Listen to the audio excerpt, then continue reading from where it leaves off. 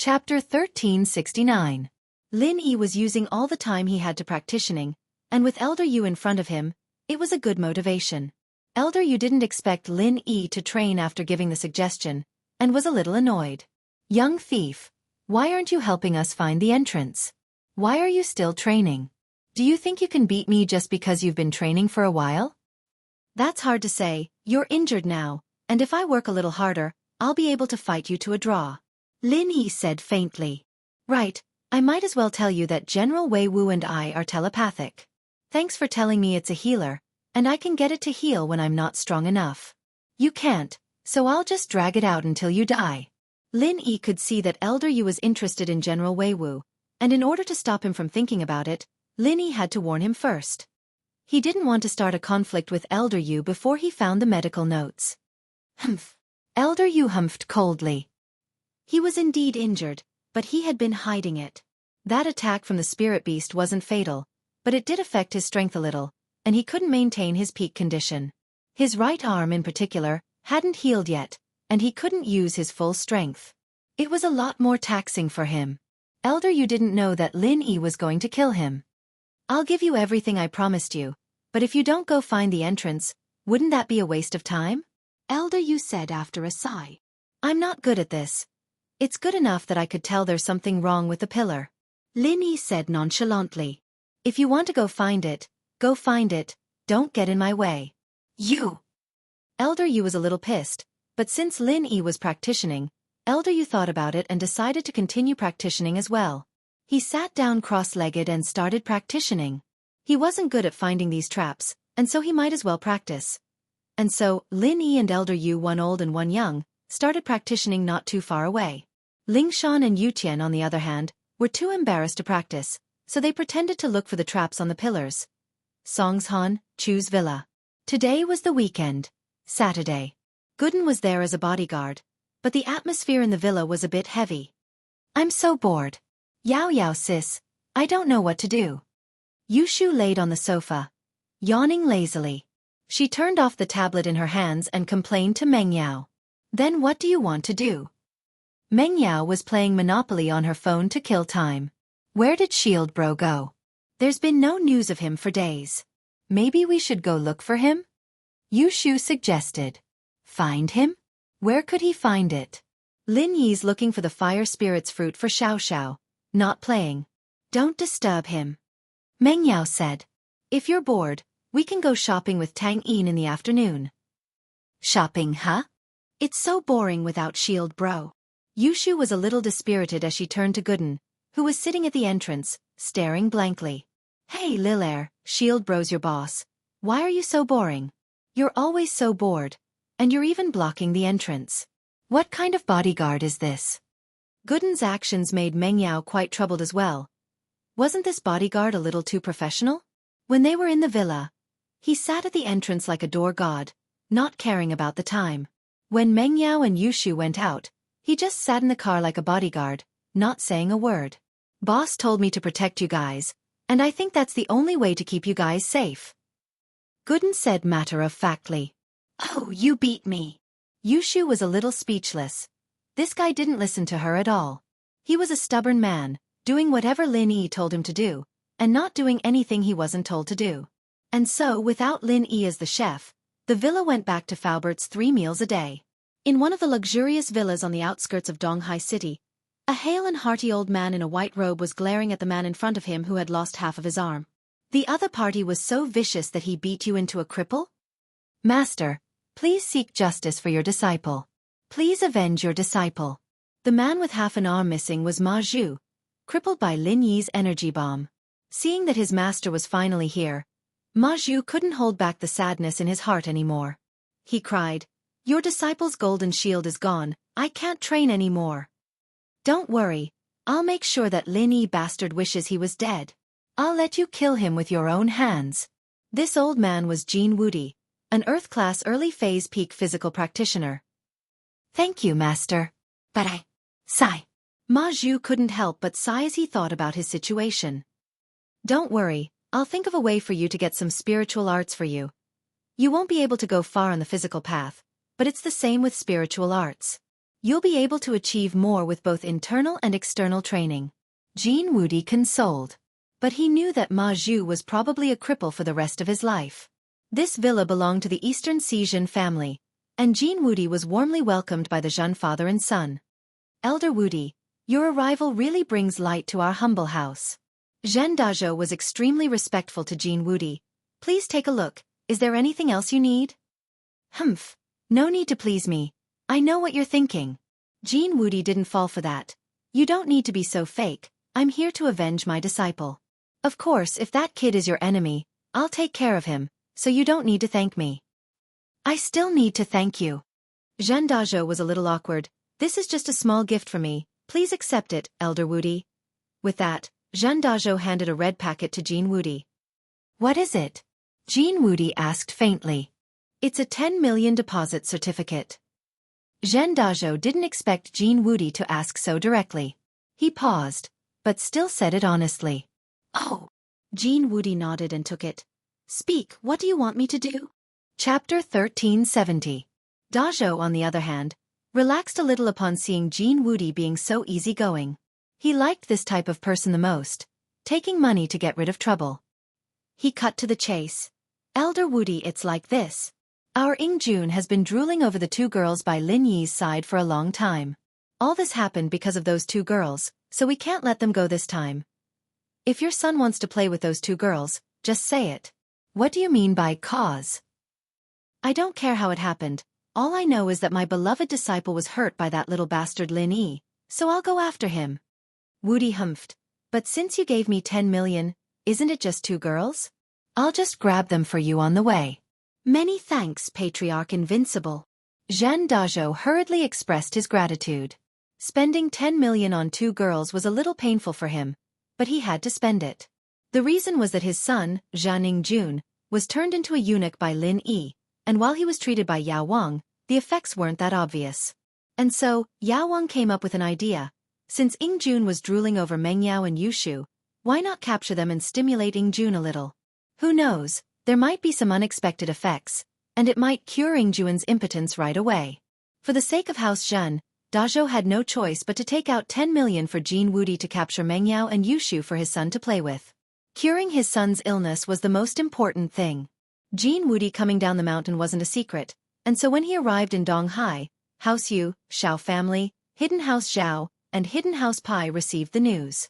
Other noble houses like House Wu were the first to receive the news.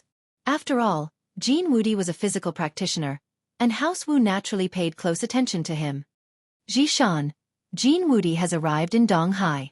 Go visit him on behalf of House Pai. After all, his enemies are our enemies too. If necessary, I can help him in secret. The head of House Pai called his son Pai Zishan over and ordered. Father, Jianghu is just an Earth-class early-phase peak physical practitioner. Do we need to pay him so much attention? Do we need to visit him personally? Zishan asked, confused. As far as he was concerned, Jianghu was an Earth class, but his sect only had one Earth class. It barely counted as a sect, and among the hidden houses, it was the weakest.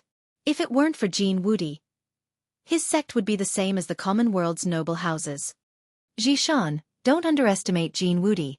He may only be an Earth-class early-phase peak physical practitioner, but he's a golden shield practitioner. His entire body is as hard as steel, and even I can't do anything to him. Once the golden shield is completed, unless it's someone stronger than him, someone of the same level won't be able to do anything to him. Pai Jaka waved his hand as he spoke seriously. Impossible? Does that mean that only a sky class can deal with Jianghu? Father, you're an Earth-class late-phase peak physical practitioner, and you're no match for him? Zishan's face changed as he asked in shock. That's not to say that I'm no match for him. He might not be able to beat me, but I definitely won't be able to beat him either. After all, the techniques I've used on him have practically no effect at all. Pai Jaka smiled bitterly. That's the advantage of having a golden shield practitioner. Even a sky class wouldn't be able to do anything to him if they didn't have a high attack type martial art. Only those with high attack power would be able to hurt him. I see, no wonder you're paying so much attention to him. Zishan said. That's right. Although he's only an Earth-class early-phase peak physical practitioner, he's a member of a hidden noble house. His school is on the same level as us, and although we all look down on his strength, we still have to give him some face. Pai Jiaka explained. That's right. I understand. I'll go visit him now. If he can kill that Lin Yi and that warrior, that'd be great. Zhishan nodded. That warrior is evidently a powerful physical practitioner as well, or else he wouldn't have been able to kill Pai Yongyang with one punch. But with Jianghu here, there's nothing he can do. That's right. That means we'll just sit back and enjoy the fruits of his labor. Pai Jiaka nodded. At the same time, Yanjing's house had also received the news of Jianghu leaving the mountain.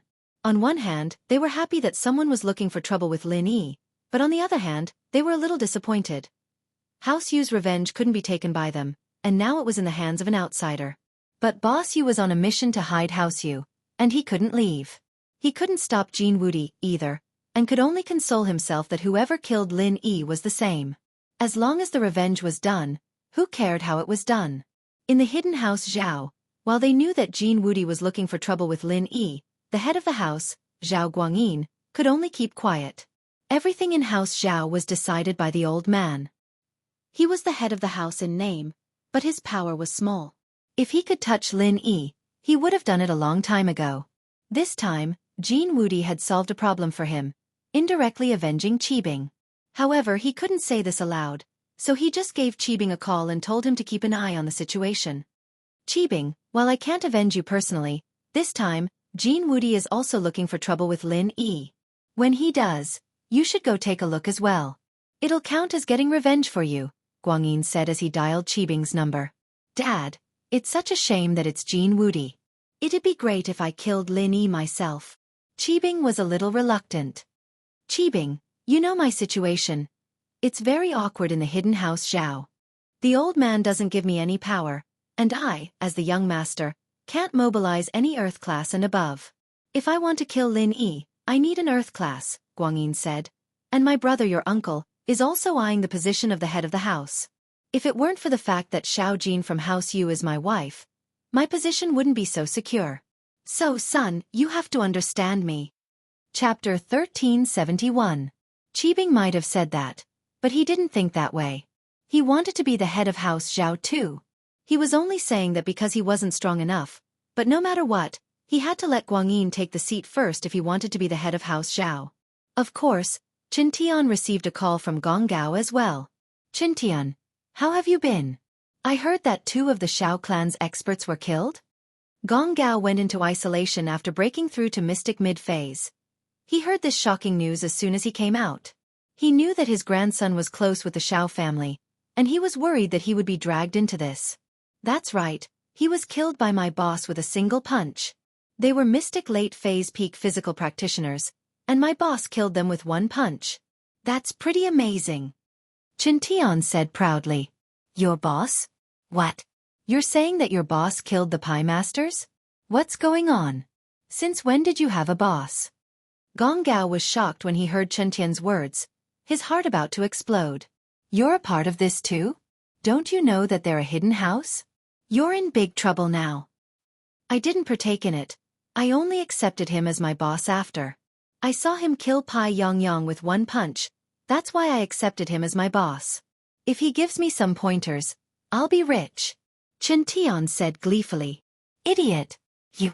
Why are you so stupid? Other people would try to hide from something like this, and you actually acknowledged him as your boss? I heard that he's Lin Yi's follower, and you acknowledge Lin Yi as your boss too? Gong Gao was furious. Cut off all contact with him, or our house Wu will be done for. Nope, I recognize Lin Yi's follower Gooden as my boss. Lin Yi is my boss now. Qintian said, how can House Wu be destroyed? On the contrary, I feel that this is a good opportunity for the Wu family to rise. With Big Brother Gooden and Big Brother Lin Yi's guidance, my skills will definitely advance by leaps and bounds. If our Wu family has a young expert like me, we will be able to gain a foothold in the aristocratic family meeting. Aren't you and Lin Yi mortal enemies? Why did he recognize him as the boss? You idiot, the sect leader of the Golden Clock sect, Jianghu, has already left the mountain, and his target is Lin Yi. This time, Lin Yi is dead for sure. Hurry up and draw a line with them. Otherwise, our Wu family will be implicated. Wu Gonggao said angrily. Golden Bell Clan's Jianghu? Wasn't that a master at the peak of early phase Earth class? He wants to deal with Big Boss? No, I have to tell Big Brother Gooden and have him prepare. Chun Tian's first reaction was to tell Heir Gooden. Fuck. You idiot, if Jianghu makes a move, there's no way Lin Yi will survive. If you leak the news, it will definitely implicate our Wu clan. Gonggao was about to explode. Was this grandson stupid? He was still on Lin Yi's side at a time like this. Plus, weren't he and Lin Yi love rivals? With that thought, Gonggao asked, isn't Lin Yi your love rival? Why?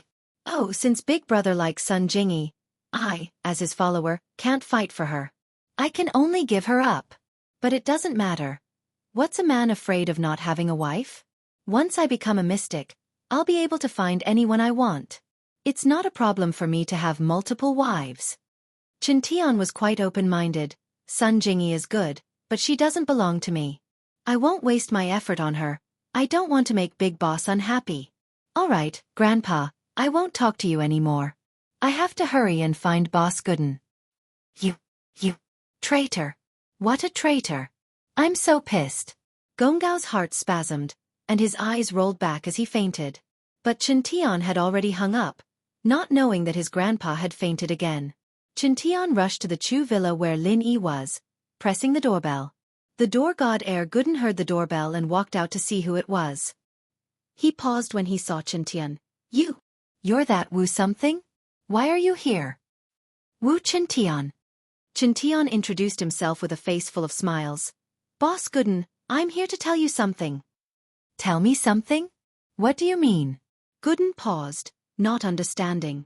It's like this, according to reliable sources, the head of the Golden Bell sect, Jianghu, came down the mountain to cause trouble for Big Boss Lin Yi.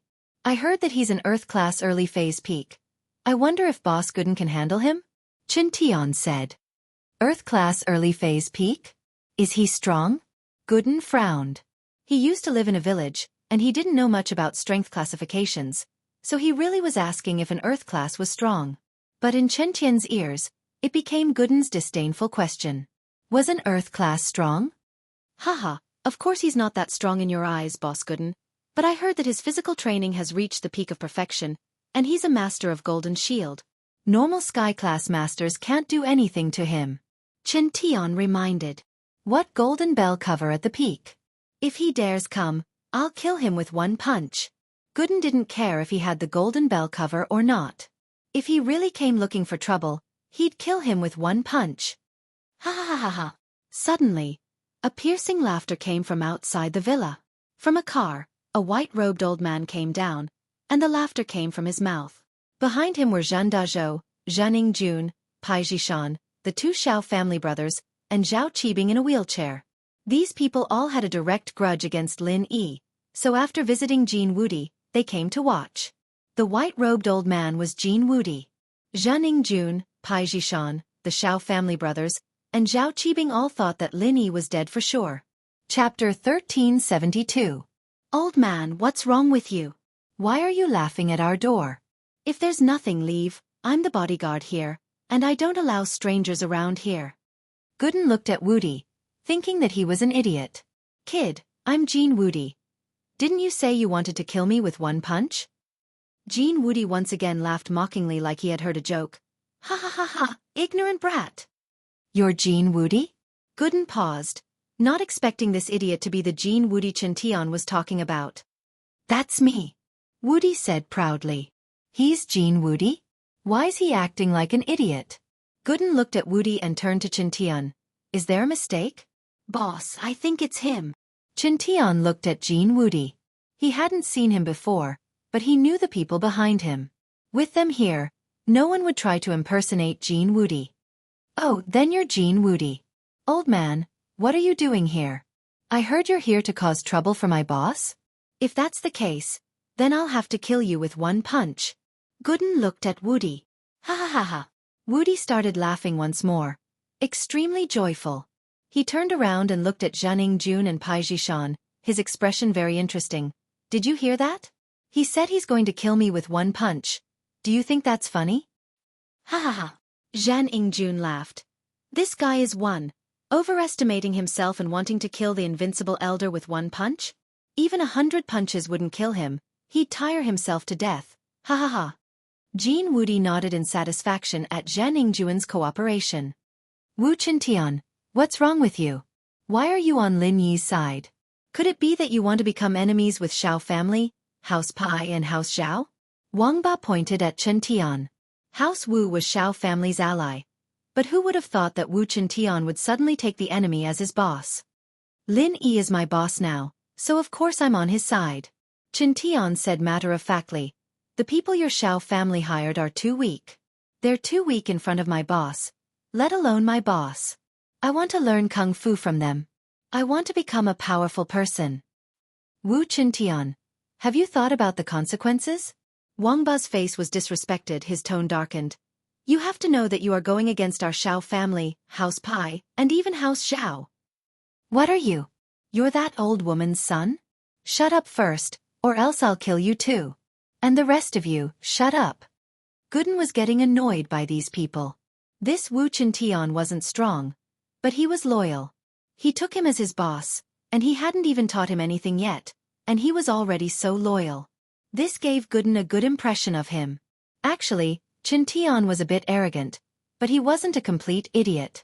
He had his own plans. In the martial world, the biggest taboo was people who went back on their word.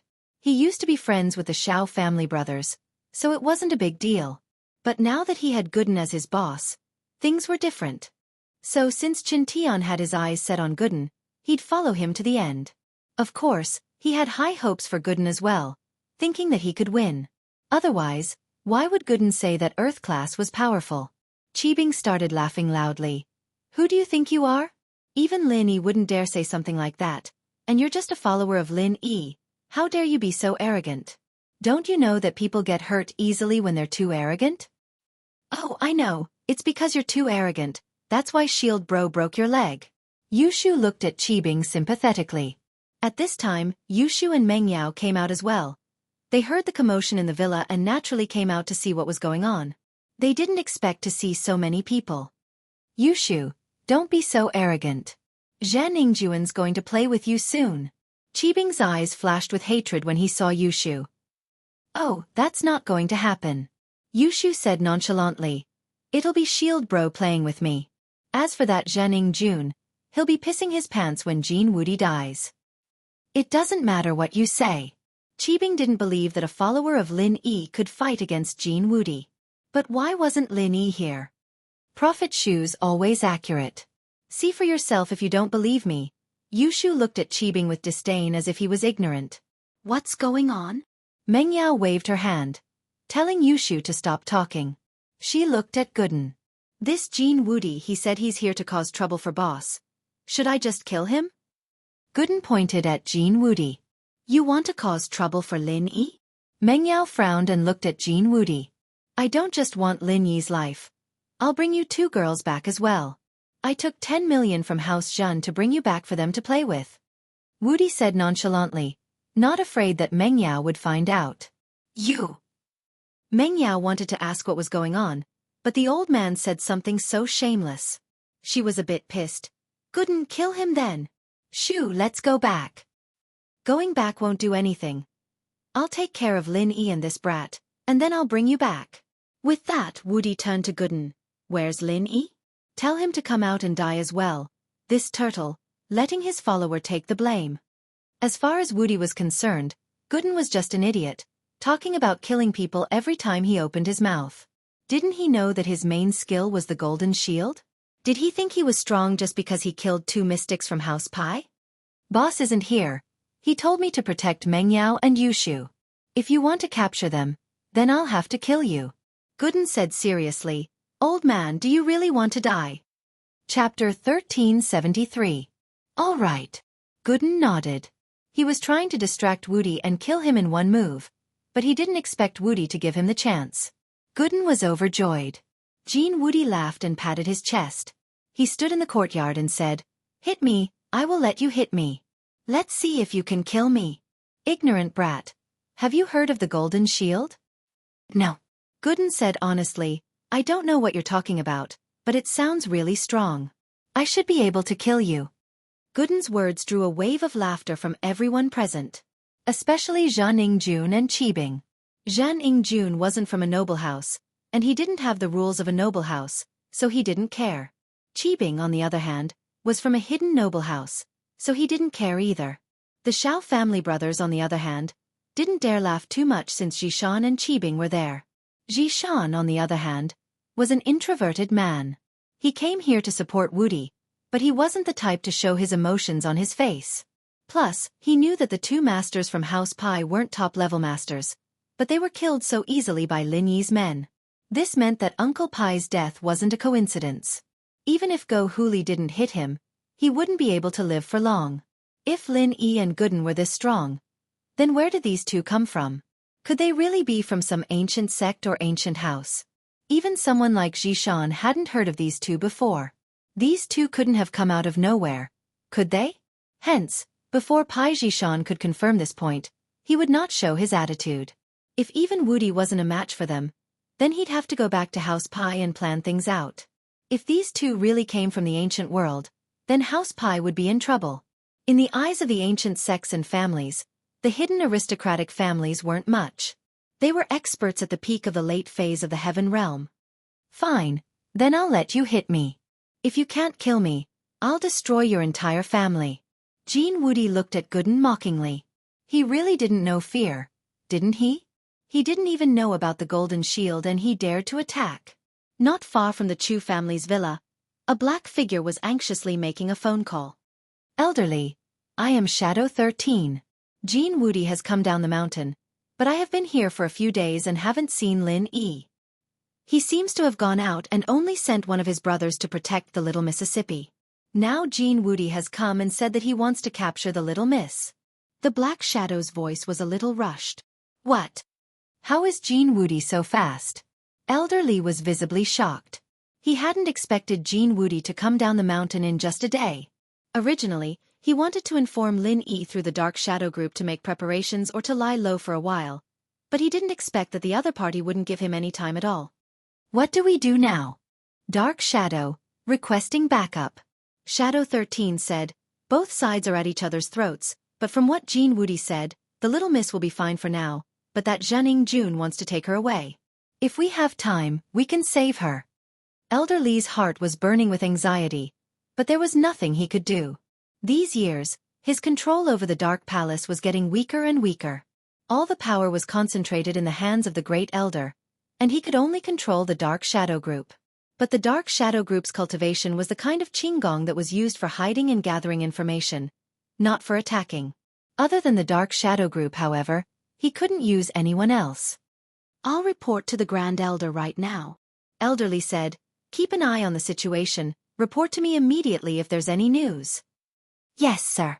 Shadow 13 replied. After hanging up the phone, Elderly hurriedly ran to the Grand Elder's residence. Elderly, what's wrong?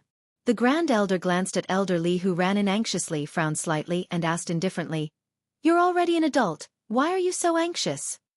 Grand Elder, the little miss is in danger. I'm requesting backup. Elder Li was an elder of the Dark Palace, and naturally he was allowed to enter the Grand Elder's residence. However, the Grand Elder was a bit impatient with him, and every time he came, it was always about Meng Yao. Danger? What does it have to do with you? What does it have to do with the Dark Palace? The Grand Elder asked back. Grand Elder, that is Mrs. Bloodline after all. She might also have the bloodline of the Dark Phoenix clan. She might be the next palace master of our palace. Elderly said, someone with the bloodline of the Dark Phoenix clan has the highest chance of breaking through to sky rank. Back then, old madam. All right. You've said this 100 times already. How could Wanner and Immortal have the Dark Phoenix bloodline? It's all impurities, and it'll be hard for her to achieve anything on the path of martial arts. Do you want me to give her a bone-cleansing pill? The Grand Elder waved his hand impatiently. If you can get me a bone-cleansing pill, I'll agree to bring that little bastard back. Elderly couldn't help but smile bitterly after hearing the Grand Elder's words. Bone-cleansing pill was such a powerful medicine. There was only one in the Sky Elixir sect's vault. How could they give it to him? Even if there wasn't a grudge between the Sky Elixir sect and the Dark Palace, even if the Sky Elixir sect's young master had married one back then, He wouldn't have used the bone cleansing pill on a child. One had to know that the true use of the bone cleansing pill was for those who reached sky class, to pursue higher realms. Saying that it was priceless was an understatement. The Grand Elder's words were tantamount to blocking Elder Li's following words. Because the Grand Elder's condition was completely impossible to fulfill. But it's better than nothing, right? Elder Li said carefully. I've already tested her back then. If she really had talent, would I still need you to tell me? The Grand Elder said faintly. All right, there's no need to talk about this anymore, you can leave. Grand Elder. Please reconsider. Elder Li didn't seem to give up. Grand Elder, do you really want to watch Little Miss be tainted by bad people? Chapter 1374. I will take my leave. Elder Li let out a long sigh and walked out of the Grand Elder's residence dejectedly. In his heart, he was hesitating whether he should tell young Miss about this matter. But, if he were to tell young Miss would definitely be heartbroken and might do something. But, if he were to not tell, once young Miss knew the truth, she would definitely hate him in her heart. At that moment, Elder Li was in a dilemma, not knowing what to do. Lin Yi, you're not a good bodyguard at all, leaving at a time like this. If something really happens to Miss Xiao, I won't let you go. Elder Li gritted his teeth and thought to himself. The day of the Heaven class meeting is getting closer and closer. When the Great Elder isn't in the Palace of Darkness, I'll go down the mountain and kill every single one of you. House Yu, Xiao family, Golden Clock sect, Hidden House Pai, Hidden House Xiao, I'll bring my men and kill every single one of you. At the entrance of House Chu's villa, the tension continued. Then I'll do it? Gooden looked at Jean Wudi, who stood in front of him with his chest puffed out. Go ahead.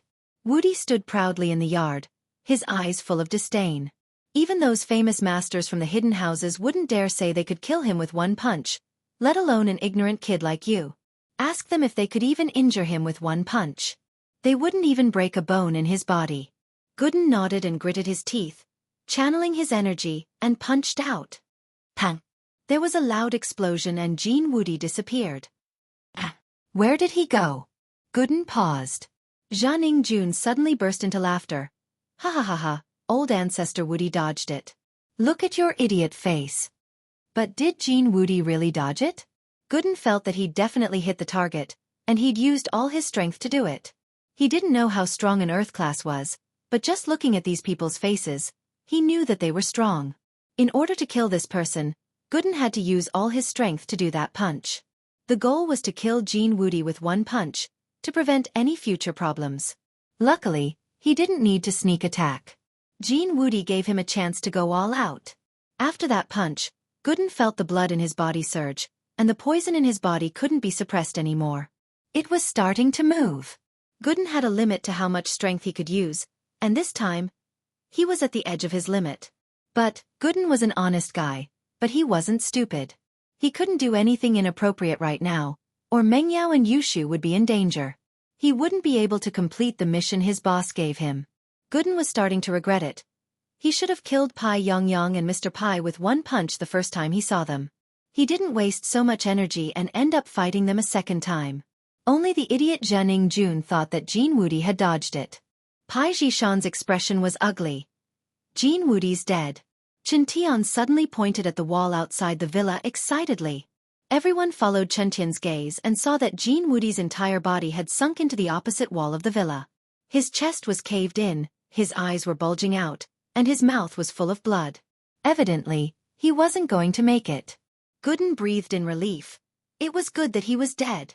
He didn't think that his punch would be so strong that he'd sent Wudi flying across the street.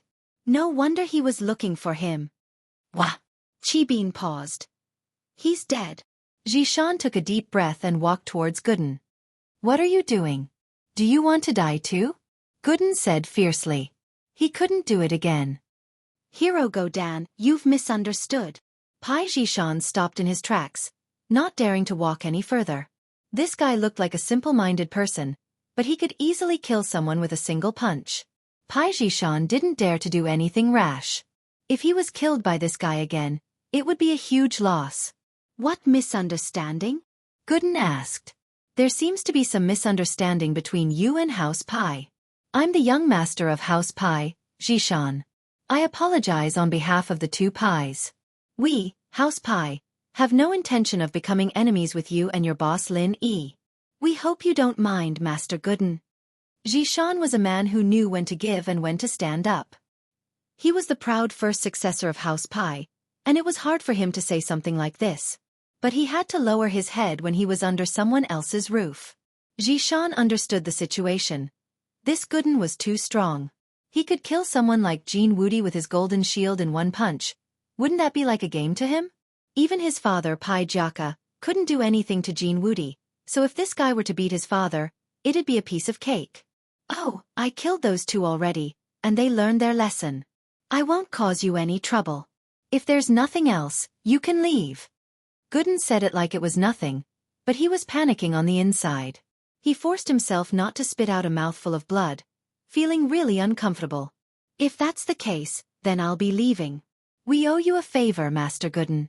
If you need anything in the future, just let us know. Zhishan knew that Gooden didn't want to talk to him, so he cupped his fist and gestured to the Shao family brothers before leaving with them. Wang Ba and Wang Dao, on the other hand, were regretting their mouths. If they knew that Chen Tian's boss was this strong, they wouldn't have said anything. If they had medicine for regret, Shao family would have joined Lin Yi. Look, House Wu's glory days were just around the corner. Zhen Dazhou and Zhen Yingjun were dumbfounded as well. He died just like that? Fuck, what kind of terrifying existence was this family? Last time, Ma Zhu was heavily injured, but at least he survived. This time, he didn't even get to say a few words, and he was killed. The two looked at each other, seeing the fear in each other's eyes. Last time when Ma Zhu was injured, the father and son still had the intention of revenge in their hearts. But now, they knew that revenge had become a joke. An Earth-class master could be killed with one punch. Then, in the eyes of others, what difference was there between them and ants? Chapter 1375. With that thought, the two wanted to slip away, but Yushu stopped them. Hey, wait, didn't you want to play with us? Ugh. Zhen Yingjun stumbled, almost falling.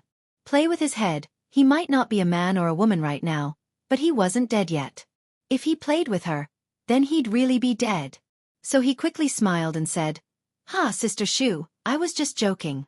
You can be played by your shield bro. I'm leaving now. Bye. That's more like it, Scram. Yushu was very happy after hearing that and let him go for now. Zhen Dazhou and Zhen Yingjun turned and left as if they were pardoned. Only Zhao Qibing was left in the wheelchair. Hey, Zhao Qibing, did you see that? Prophet Shu is so strong. Arrogant people get punished. Look, Jean Wudi's dead, right? Yushu looked at Qibing. I'm sorry, we're just passing by. We're actually here to buy some soy sauce. Sihua, who was pushing Qibing's wheelchair, was the first to react. He grinned and said innocently, We're just here to watch the show, we'll be leaving now.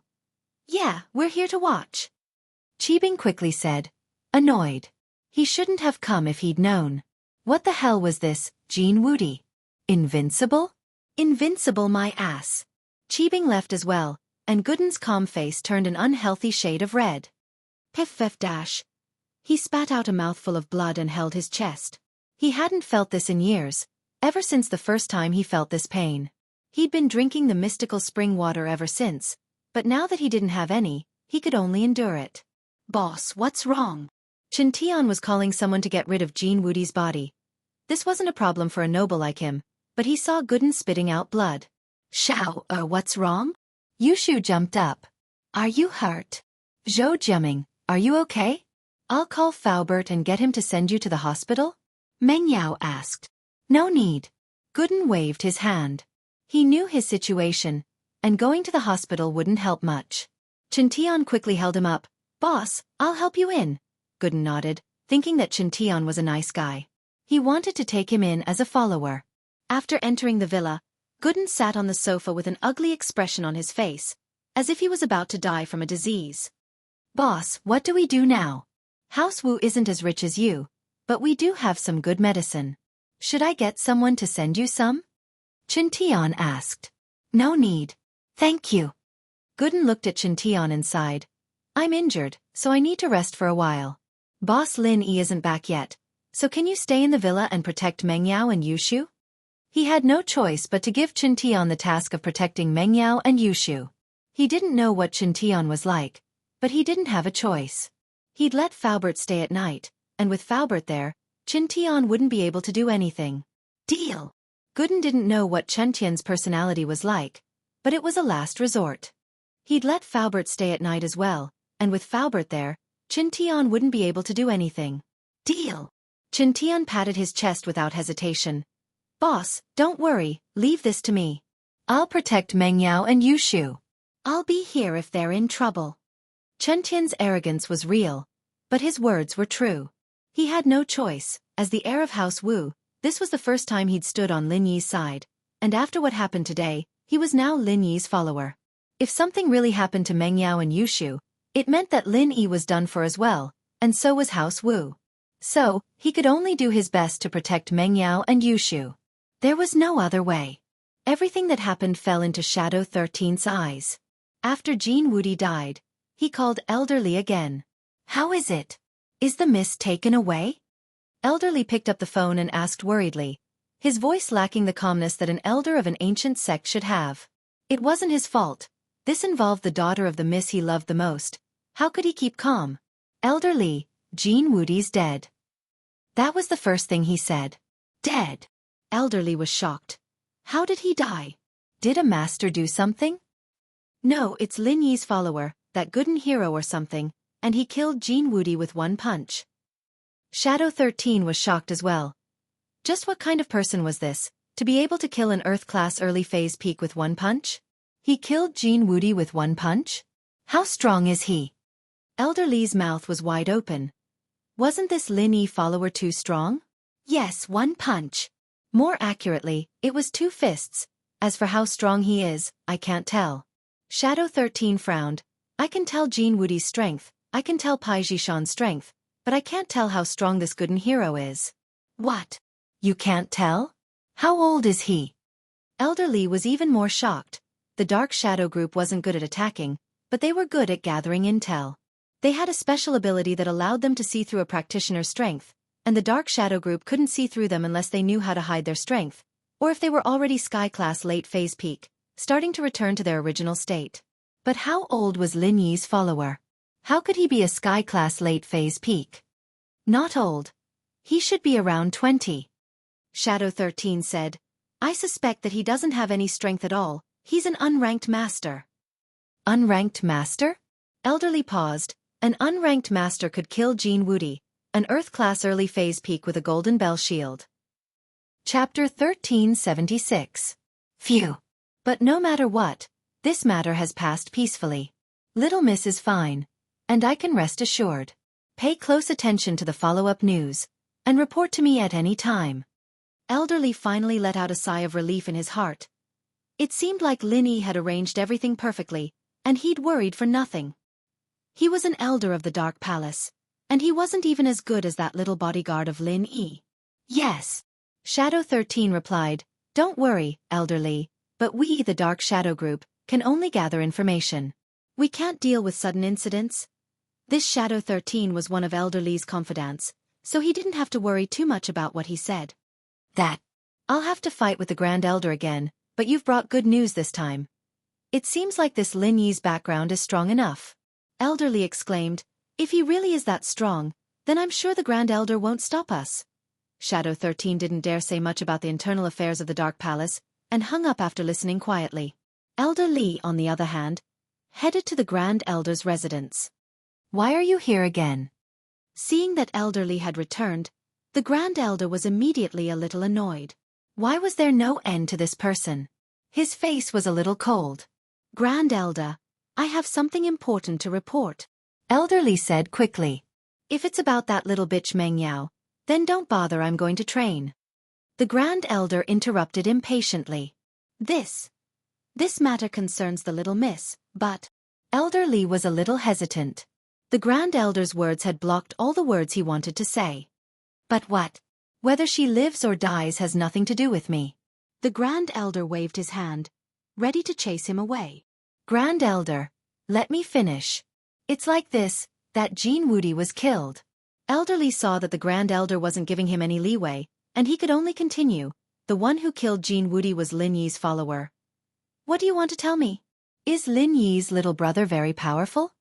The Grand Elder frowned. What's so strange about killing an Earth-class master? Can't we kill each other? Elder on the stage, little Mrs. Bodyguard isn't weak. A bodyguard's underling can kill an Earth stage master with a casual punch. What kind of strength does this underling need? According to my investigation, Lin Yi is only at the mystic stage. Why is this little brother willing to be the little brother of a mystic stage master? Elderly analyzed, this Lin Yi, I'm afraid he has a certain power behind him. Maybe he's the young master of some family or sect. At the level of the ancient sects and ancient families, do you think I don't know what kind of disciples there are? Do I need you to analyze it? The Grand Elder humphed coldly. Don't think I don't know what you're thinking. You're just saying that to make me think that Lin Yi has a powerful background, and for us to rope him in. But as far as I'm concerned, that Lin Yi is just a freelancer. His strength isn't enough to enter the eyes of the Dark Palace. Elder Li was a bit awkward. That was what he was thinking, but the Grand Elder had seen through him. Even so, it's not easy to have this kind of strength in the common world. As the saying goes, one more friend means one more path. Even if he's a freelancer, it's still worth it for us to rope him in. Now that he's shown such talent, if other sects get him first. He's just a mortal freelancer. He's not worth the Dark Palace recruiting. But this Peng Zhan is quite skillful. Where did he find such a bodyguard? The Grand Elder said faintly, but you should investigate this Lin Yi's background. If he's really worth it, then we might as well give him some benefits. Whatever Peng Zhan can give him, we can give him too. Grand Elder, you mean? Poaching? Elder Li was taken aback. Didn't you tell me that this person has potential, that he's worth recruiting? The Grand Elder said faintly. But, Miss. Elder Li paused, wondering if he'd done something unnecessary. He'd shot himself in the foot. Now Lin Yi was being watched by the Grand Elder, and he was being roped into the Palace of Darkness. What about Ming Yao's safety? Are you trying to recruit a talent, or are you worried about the safety of a little bastard? The Grand Elder was a bit annoyed. All right, you can leave. People like you who care about this and that every day, people who are blinded by love, don't even think about the future of the Palace of Darkness. All you care about is that little bastard. If that little bastard can turn the Dark Palace into a first-class ancient sect, I'll even be her servant, otherwise there's no way. Then I'll take my leave. Elder Li sighed helplessly, but he didn't dare to say anything more. The Great Elder was an extremist. As long as it was good for the Dark Palace and could promote the development of the Dark Palace, then she would sacrifice her life for it. But if it wasn't good for the Dark Palace, she wouldn't give in even if she was beaten to death. Elder Li, on the other hand, was afraid that he'd said too much, and the Grand Elder insisted on recruiting Lin Yi to the Dark Palace. That way, where would Peng Zhan find another powerful bodyguard? So Elder Li decided to leave first. He turned and left the Grand Elder's place. In the Xiao family villa, Pai Zhishan sat on the sofa with a serious face. Beside him was Xiao Ji and Xiao Ben, while Xiao Wangba and Xiao Wangdao stood respectfully on the side. By now, Xiao Ji and Xiao Ben had learned of what had happened, and they were both shocked. They thought that with Jin Wudi, Lin Yi's family would be dead for sure, but in the blink of an eye, it was Jin Wudi's death. Even the young master of House Pai had lowered his head. Didn't that mean that Xiao family was in danger? Master Pai, you can't just leave Xiao family like that. We offended House Chu this time to help House Pai get some wealth. You can't just leave us like that. Xiao Ji was afraid that House Pai would just leave them be. They were a hidden house, and if they just left, Lin Yi wouldn't be able to find them. Chapter 1377. Since House Pai chose to work with House Xiao, naturally we won't leave you guys alone. Plus, you guys were doing this for House Pai's money. Now that something happened, we can't just walk away. Zhishan waved his hand, telling Xiao Ji not to worry. Zhishan was a scheming man, or else he wouldn't be the first heir of House Pai. As far as he was concerned, what the Xiao family did pissed him off, but they couldn't let go of the Xiao family right now. If they really did leave the Xiao family alone, it'd be a huge blow to House Pai's reputation. People worked for you, and if you left them alone after something happened, who would work for you in the future? House Pai's reputation would be tarnished, and they wouldn't be able to earn money in the common world. Naturally, Zhishan wouldn't do anything that would disappoint the Xiao family. Haha, big bro, You're worrying too much. Master Pai isn't that kind of person. If he didn't want to care about us, he wouldn't be sitting here. Xiao Ben laughed, praising Zhishan. He and Xiao Ji had been brothers for so many years, and they had great teamwork. With the two of them working together, they tied House Pai and Xiao family together. Zhishan, of course, knew what the Xiao family brothers were up to. He just didn't want to expose them, smiling faintly. But that Air Gooden really isn't easy to mess with. You guys stay away from him and don't mess with him, and don't even think about touching House Chu. All in all, House Pai is dead, and the grudge is over. This was caused by Jianghu, and it doesn't have much to do with us. If we don't do anything, Lin Yi probably won't come looking for trouble anymore. That's true. Xiao Ji nodded. This time, he didn't dare think about anything anymore. Even House Pai gave in. How many brains did he have? Anyways, be careful when you do business. With your Xiao family's influence in the common world and House Pai's name, you don't have to do anything illegal to earn money. Don't think of anything bad in the future. Look at House Yu's business. Isn't it doing well too? Zhishan stated his standpoint. The noble houses weren't part of the rules, but Zhishan didn't want any more trouble, especially with Lin Yi and Air Gooden. If he pissed them off, it wouldn't be worth it. Yes, you're right, young Master Pai. Xiao Ben nodded and said, in the future, let's do some proper business. It's good that you know. All right then, I'll go back first. In a few days, House Pai will send another master over, but I'll restrict him as well. He can only do anything if his business is affected. As for business, he's forbidden from participating. Zhishan said. House Pai had quite a lot of masters, but they couldn't afford to lose so much. If this one died, it'd be a huge loss for House Pai. Young Master Pai, this time, can you send us an Earth class? Xiao Ji looked at the Earth class, his heart itching. If House Xiao had an Earth class, they'd be stronger than House Yu. They'd become the #1 noble house in the upcoming noble house meeting. Many people were like that. They didn't know how to be satisfied. Xiao Ji was still hoping that House Pai wouldn't give up on Xiao family. But now, he wanted someone stronger. Earth class definitely won't do. Zhishan waved his hand. Hidden noble houses have their own rules, and there's an arbitration association that keeps the balance. Jianghu came out of seclusion, but he had to apply for it. We, House Pai, may be investigating Uncle Pai's death and interfering with the common world's business, but our goal is to make money, different from Jianghu. House Pai should be more discreet, and as long as they don't cause us trouble, we won't apply for anything. I see. Xiao Ji was a little disappointed. Then he's still a mystic? Yes, a mystic in the common world. As long as you don't mess with people like Lin Yi and Air Gooden, you'd be considered one of the top. Zhishan said, I'll go back. I still need to report what happened here to my father. Master Pai, then tell me, that Gooden master was able to kill an Earth class. What class is he? How did he get permission to appear here? Xiao Ben asked curiously. There are even stronger existences above the hidden noble houses that you don't know about. It's best if you don't know about. Knowing too much isn't necessarily a good thing. Zhishan said. Yes. Xiao Ben's face turned serious, not daring to keep asking as he sent Zhishan out of Xiao family. After leaving Xiao family, Zhishan didn't go straight back to House Pai. Instead, he found a place with no one around and called his father, Pai Jaka. Zhishan, how's the situation over there? Is Lin Yi dead? Jaka asked. Father, there's been an accident. Jianghu was killed. Zhishan said. What? Beaten to death? What happened? Who killed him? Pai Jaka was taken aback and quickly asked. Zhishan told his father everything that happened in detail, not hiding anything. He even told his father about how he apologized to Gooden. Zhishan, you did the right thing. Lowering your head now is the right. A man knows when to yield and when to stand tall. If it's really like what you said, then there's a big problem here. That Lin Yi's follower is already this strong.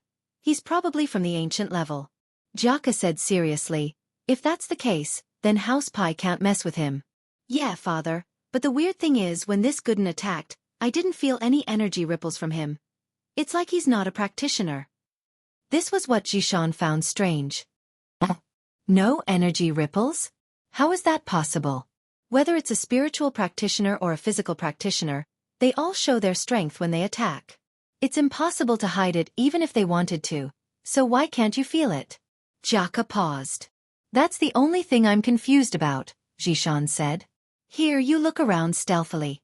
With your skills, that Gooden shouldn't be able to sense you. You're a physical practitioner, and you're good at hiding your presence. You look around and see if you can find any clues. Jiaka said.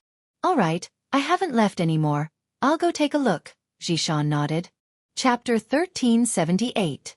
There weren't any masters in the Chu villa right now, only Wu Tian, a golden class early phase. Faubert was on his way back, but he hadn't arrived yet, so Zhishan easily found Gooden's room. Zhishan put his ear on the wall, listening to the movements in the room. Hello? Hello, is this Grandpa Lin? I'm Heir Gooden.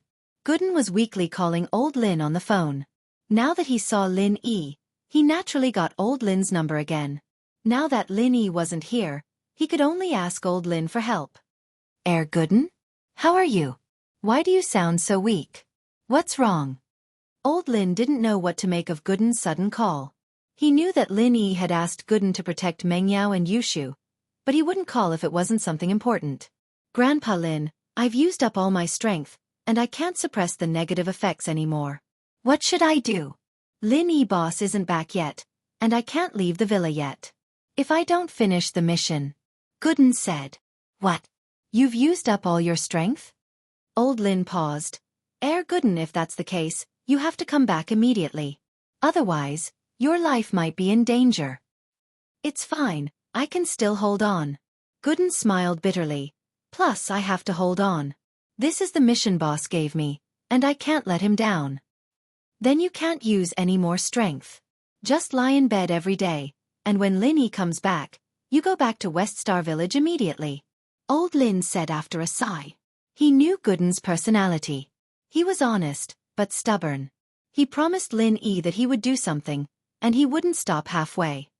Yeah, I know, I'm lying in bed every day. Once Lin Yi boss comes back, I'll go back, Gooden said.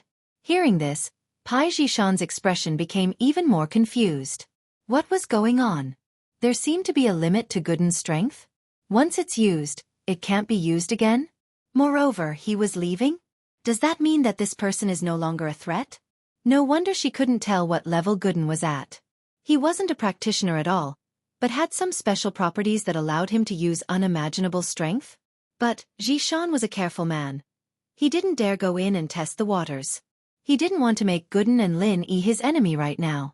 He was used to planning before taking action. Everything had to be told to his father first.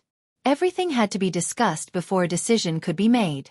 At that moment, there was a car sound in the villa's yard. Zhishan didn't dare stay any longer. He turned and left the villa, disappearing without a trace. Faubert had just come back, and he didn't notice that someone had come to the yard. He was worried about Gooden, and after getting off the car, he rushed into the villa to see him. At this moment, Gooden didn't know that his secret was already known by House Pai. Qibing and Sihua practically ran back to the floating cloud bar. They were both pissed that not only was Lin Yi not dead, but Jin Wudi was killed by one of Lin Yi's lackeys. But through this, Qibing saw how strong Lin Yi was. Even his lackeys were this strong. Qibing decided that he shouldn't mess with Lin Yi for now. Who was Pai Zhishan? He was the first heir of the hidden House Pai, and if he could lower his head to Gooden, then what was there to be proud of? He was the rightful head of the house, and he was just a bastard child. Even Jin Wudi was dead in the sect. Lin Yi wouldn't even blink if he killed him. And now, Qibing finally understood why Lin Yi was so fearless. He knew that he was from a hidden house and still dared to kill him. But now that he thought about it, he was really lucky that he didn't die. Was House Zhao stronger than the Golden Bell sect? Even House Zhao didn't dare do anything to them, but Lin Yi and his lackeys had crippled the master and disciple. Call my father, before we have absolute confidence. Don't touch Lin Yi. Let him have his fun for now. Qibing looked at Sihua and sighed. Although he felt wronged when he said this, he had to lower his head when he was under someone else's roof. It didn't matter if he felt wronged or not, he couldn't do anything to Lin Yi. All he could do was endure it. Master Bing, you did the right thing. A man knows when to yield and when to stand tall. There's a saying that goes, 10 years is not too late for a man to take revenge. We'll take care of Lin Yi when the day comes. Sihua nodded. Yao Wang and Uncle Zhu were silent as well. After fighting with Lin Yi for so long, they had to swallow their anger. I don't accept this. We must kill Lin Yi as soon as possible. Although Uncle Zhu's body had recovered quite a bit, it was still a lot more difficult for him to regain his peak strength. If my big brother was here, he wouldn't have let me suffer. I don't know where the family head sent my big brother to carry out his mission. If he had stayed at home, I'm afraid he would have broken through to Earth class already. Uncle Zhu, the head's business isn't something you can talk about. Sihua saw that Uncle Zhu was agitated and quickly reprimanded him. Qibing was here, and he was his father after all. Be careful with your words. It's fine. Qibing waved his hand. Uncle Zhu is right, it's not just him, I think the same. But we don't have absolute confidence right now, so we'll let Lin Yi go for now. One day, when we have absolute confidence, it'll be Lin Yi's time to die. Jianghu was dead. Normal people wouldn't care about this, but the noble houses and above received the news very quickly. The head of House Wu Gonggao, was one of them. At this moment, he was in the hospital getting in 4 drip when the news came. Patriarch, bad news. Something big has happened. A disciple of the Wu family, who was in charge of gathering information, rushed into the ward in a hurry. Wu Gonggao had just regained his breath when he suddenly heard a disciple report that something big had happened. He was shocked and almost fainted on the sickbed again. Chapter 1379. I'm sorry. The disciple jumped at the sight of Jiaoqi's anger. It's the head of the house who ordered us to inform him immediately if something big happened. Jiaoqi, I said that, don't blame him. Gonggao said weakly. Tell me what happened. What exactly happened? Dad, your heart. Jiaoqi was worried that it was bad news for House Wu, so he tried to stop him. It's fine, I won't die yet. Chen Qian's too impulsive, and as his grandfather, I have to take responsibility for him. Chen Tian waved his hand. Jiaoqi sighed. His father was a tyrant, but he was still the head of the house after all these years. He was a bit dissatisfied, but ever since Chen Tian showed his talent in martial arts, Gonggao had been paying more and more attention to him, spoiling him a little. He'd even suggested Chen Tian to be the next head of House Wu during the family meetings. At this time, Wu Jiaoqi's heart calmed down. In his generation, he wasn't the only one. He had an elder sister and a younger brother. His elder sister was already married, so she couldn't compete with him. But the most important thing was his younger brother and nephew. These 2 people were the real threat to him. But now that Chen Tian was confirmed as the next heir, Jiaoqi didn't have to worry about these 2 anymore. He'd even thought it through. If he didn't become the head of the house, then so be it. With his father's condition, it was possible that the position would be passed on to Chen Tian. What was the point of fighting for it? When Chen Tian became the head of the house, he'd have the same amount of power as the head of the house.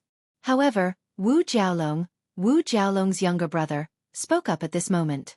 His voice was stern, and tears were about to fall from his eyes. Father, you have to protect your health. You are the pillar of the Wu family. If you collapse, our Wu family will be finished. There's no need to take responsibility for a junior's mistake. That's right, Grandpa. Bro Chen Tian may have gotten into trouble, but we still have me. The one who spoke was Chen Tian's younger brother, Chen Di. He had always been a well-behaved and scheming person, and he didn't understand why his grandpa didn't think highly of him, instead favoring his stupid older brother. All the good things were taken by Chen Tian, and he, Chen Tian, could only be a nobody. What was this? In terms of practice level, he wasn't bad. He was 1 year younger than Chen Tian, and although he broke through to golden class early phase later than Chen Tian, the 2 were already on the same level. Why didn't Grandpa look at him? Gonggao looked at Jiaolong and Chendi calmly. So you're saying that we should give up on Chen Tian and use House Wu's resources to train you, Chendi? Grandpa, that's not what I meant. Chendi felt wronged. That's what I meant, but why did you say it out loud? Even if I am, I can't admit it in front of so many people. Since that's not the case, then what else is there to say? Gonggao interrupted Chendi and turned to the informant. Speak, what happened? Leader, Jianghu is dead. The disciple looked at the Wu family's internal strife and was a little careful. Dead? What did you say? Jianghu is dead? How did he die? Gonggao's eyes froze as he sat up from the bed. his eyes regaining their sharpness as he stared at the disciple. Erguden, Master Tian's new boss, killed him with one punch, instant kill. The disciple said. Chen Tian's boss killed him? Or was it an instant kill? Wu Gonggao jumped up from the bed. The infusion tube in his hand had been torn apart, but he didn't know it at all. Is what you said true? Jean Wudi was killed by that Erguden? Yes, Patriarch, I dare not hide it. After this matter happened, I immediately came to report it to Patriarch. The disciple said. Ha ha ha ha. Gonggao started laughing, his laughter shaking the skies. That's great. The heavens have blessed us. House Wu. Wahaha, that Chen Tian kid has good eyes. He actually got a boss like this. Looks like House Wu has hope.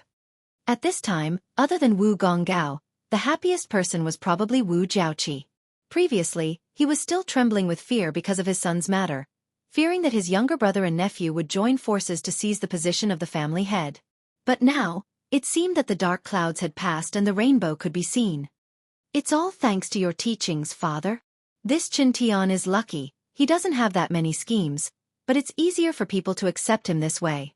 Jiaoqi was mocking Jiaolong and Chendi, saying that they were scheming. What was the use of being smart?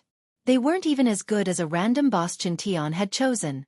Wu Jiaolong and Chendi's faces were very ugly. They had planned to use this chance to persuade Gonggao to bring Chen Tian back and let Chen Tian reflect on himself, replacing him with Chendi. But now it was all for naught. Grandpa, this is actually a blessing in disguise. Hidden houses have sky-class masters. Who knows if House Pai will come back for revenge? Let's not drag House Wu down with us. Chendi reminded. Don't think I don't know what you're thinking. Gonggao kicked Chendi. Scram, get out, I don't want to see you. Chendi was kicked away, his heart filled with sadness. He was only 1 year older than Chen Tian, and their training speed was about the same, so why did he have to like Chen Tian so much? Hatred flashed in Jiaolong's eyes as well. He didn't know why Gonggao didn't like him and his son. It had been like this since they were young, and it was still like this now. It didn't matter if his talent was bad, but Chendi's talent was good. Jiaolong brought Chendi out of the room quickly, not daring to go against the old man at a time like this.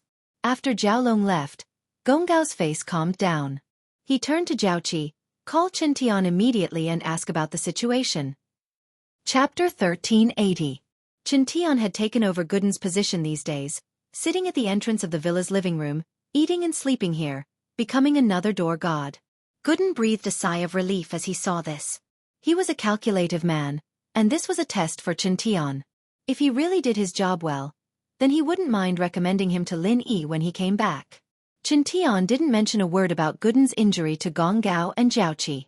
He wasn't a calculative person, but he knew that his boss wanted him to keep it a secret, and it had to be something important. He couldn't just talk about it.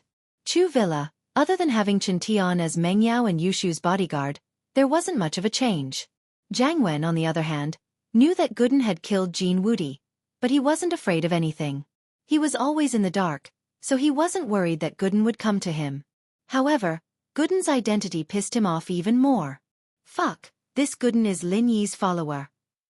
Jiang Wen's face darkened after seeing the news, raging. Lin Yi has a close relationship with that Ling Shan bitch, so it's most likely that Lin Yi is the one who snitched it out.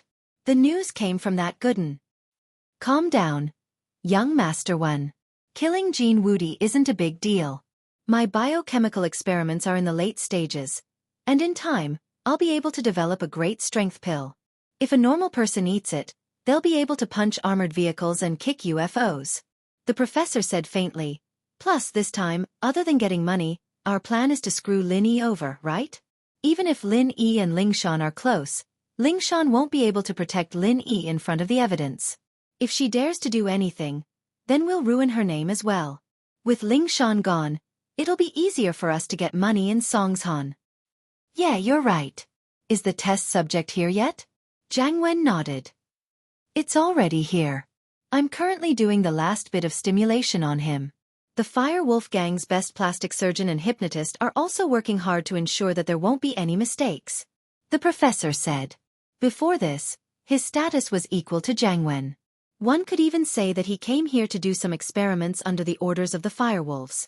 Helping Jiang Wen was secondary. But now, with Jiang Wen earning more and more money for the firewolves, Jiang Wen's position was rising as well. Every single idea he came up with was one of those profit-making businesses that didn't require any capital. Even the leader of the firewolves branch was looking up to him. And so, the professor became Jiang Wen's follower. He had to listen to Jiang Wen's orders. Very good. Jiang Wen nodded. Let's see how arrogant Lin Yi can be then. Lin Yi, who was sitting at the entrance of the underground palace, couldn't help but sneeze. It was already the second day, and Xiaoka and Old Hay still hadn't found any secrets in the stone pillars. After a few detailed checks, they confirmed that there weren't any mechanisms or buttons on the pillars. In other words, every pillar was the same. From the outside, there wasn't any difference. Damn it! Xiaoka slammed her palm on the pillar. This was the 100th time she checked the pillars, but she still couldn't find anything. It annoyed her. Dong! The stone pillar made a crisp sound under Xiaoka's attack. Empty. Xiaoka paused. Old Hay, Lingshan, and Yutian turned to look at Xiaoka. They all copied Xiaoka's actions and started hitting the pillars in front of them. Each pillar made a crisp sound, but the sound was different. They're all empty. Is there some secret in the pillars? Should we open one and see? Old Hay suggested. No. Xiaoka frowned and pointed at the top of the pillar. The entire palace is supported by these pillars. Breaking one wouldn't guarantee the safety of this place. Then what do you mean, Miss Flying Sparrow? Old Hay asked. Let me think about it. Xiaoka patted the pillar in front of her and the other pillars nearby. Suddenly, a look of joy flashed across Xiaoka's face as if she'd found a clue. Everyone move aside and let us have the pillars. Old Hay, Lingshan, and Yutian obeyed and left the pillar.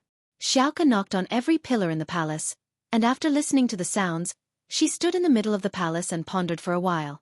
Then, she started knocking on different pillars in a seemingly random pattern. Old Hay, Lingshan, Yutian, and even Elder Yu were all confused. What are you doing? Elder Yu couldn't help but ask.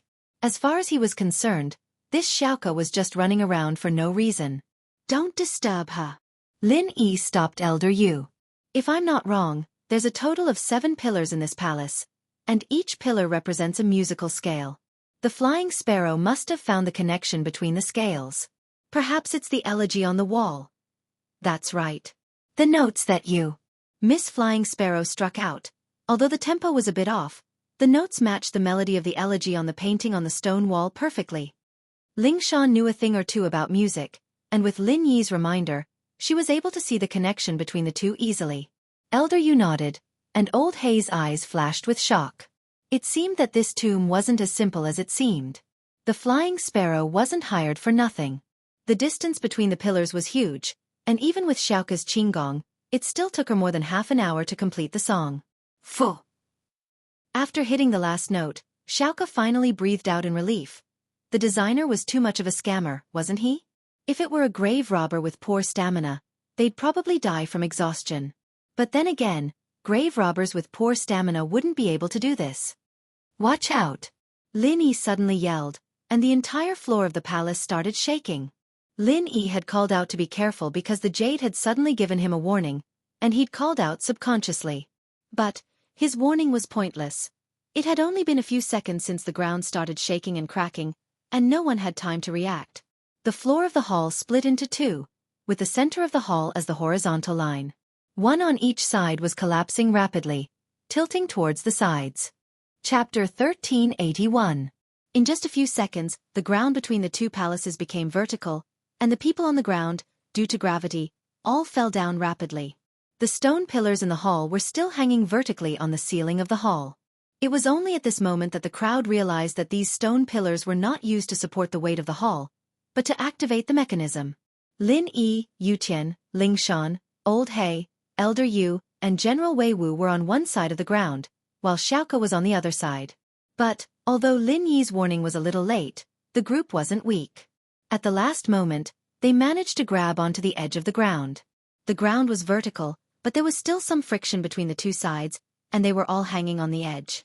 Lin Yi looked at Xiaoka, realizing that she was prepared as well, using her eagle claws to hang on the edge of the ground. Lin Yi let out a breath of relief. Old Hay was the only one who didn't have any kung fu. He saw that everyone had reacted, but he couldn't do anything. The ground was vertical, and he fell straight down. Ah! Help! Old Hay cried. Ling Shan frowned, subconsciously wanting to let go and jump down to save Old Hay. Her goal this time was to catch these grave robbers, and now that a few of them were dead, there was only Old Hay left. If Old Hay died too, then what was the point of this mission? But Lin Yi knew what Ling Shan was thinking. He wouldn't let her take the risk. I'll go. With that, he let go and jumped down, reaching out to grab Old Hay. He then stepped on the stone wall beside him, returning to the edge of the ground. The entire movement was done in one smooth motion, without a trace of sloppiness. This was an easy thing for Lin Yi, but Ling Shan didn't have enough experience, and Lin Yi was afraid that something would happen to her. Old Hay almost came back from the death. His gratitude towards the male thief was like a raging river. He took out the eagle claw hook and mimicked Xianxia, hanging it on the edge of the ground.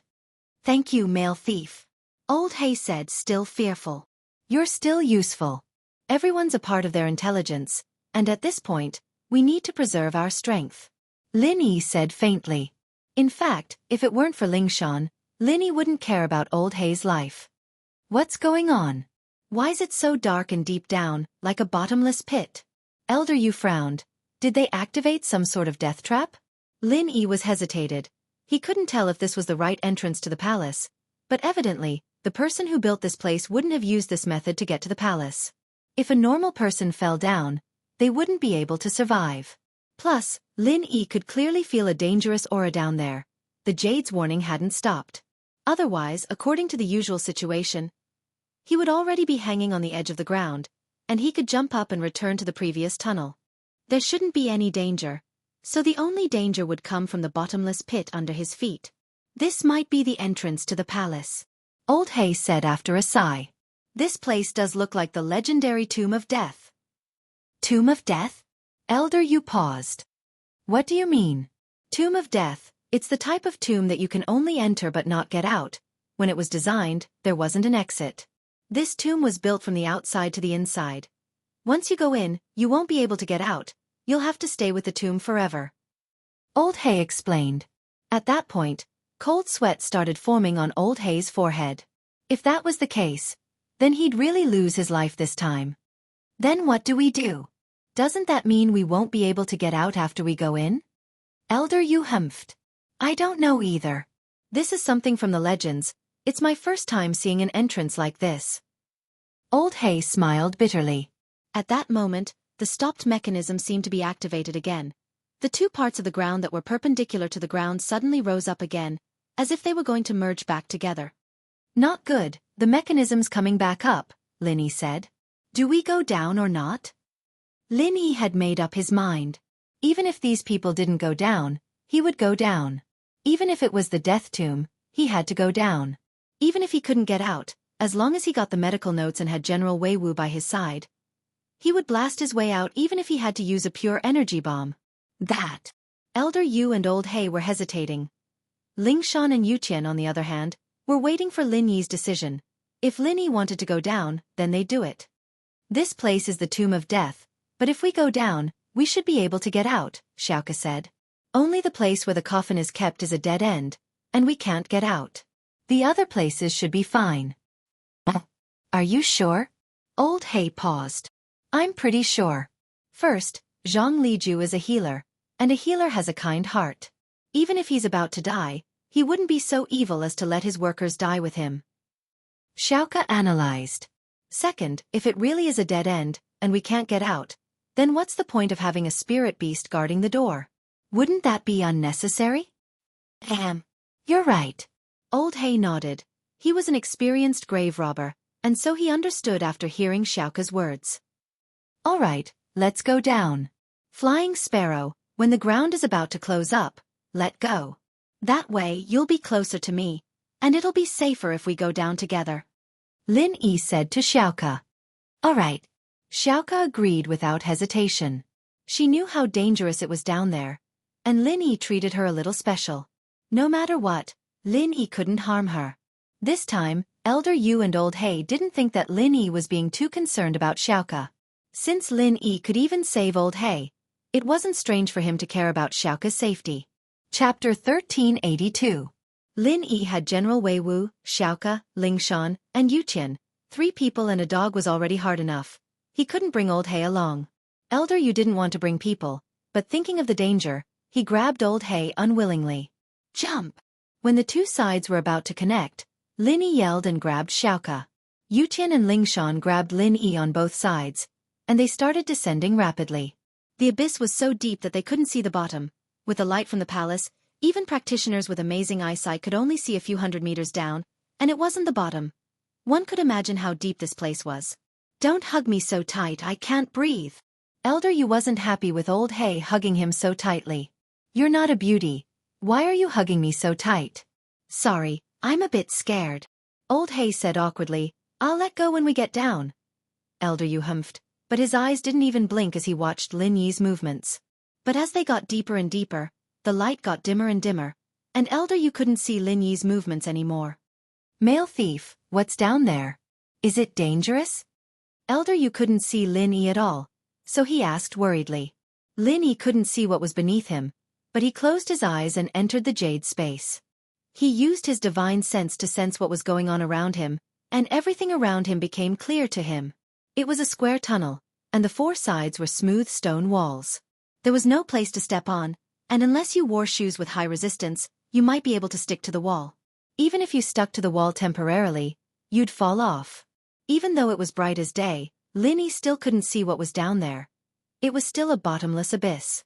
I don't know, you're an Earth class, and you're always afraid of this and that. What are you doing out here?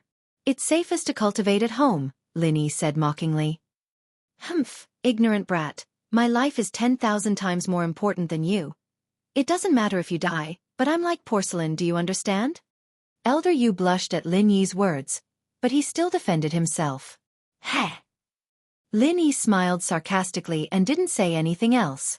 Xiaoka had been hugged by Lin Yi before, but it was an emergency and he put her down after a while. She hadn't been hugged this tightly before, and now that she was leaning against Lin Yi's broad chest and smelling Lin Yi's manly scent, Xiaoka felt her heart palpitate and her face blushed.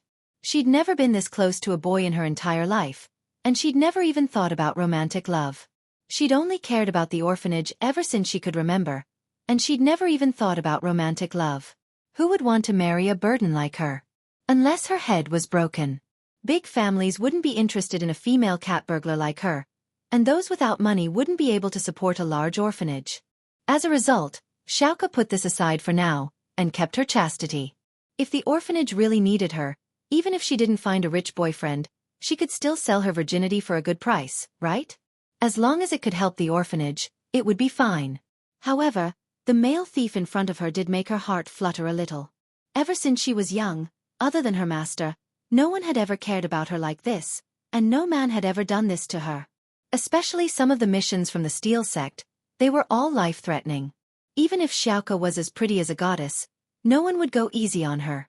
This was all about profit, and with money, it wasn't easy to find beauties. Why would he want to find her?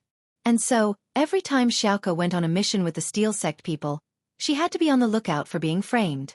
There was no love between them at all. The male thief, on the other hand, was different. Whenever she was in danger or trouble, he would always stand up for her. She didn't know if the male thief really wanted her beauty like Old Hay had said, but no matter what, she felt a ripple in her heart.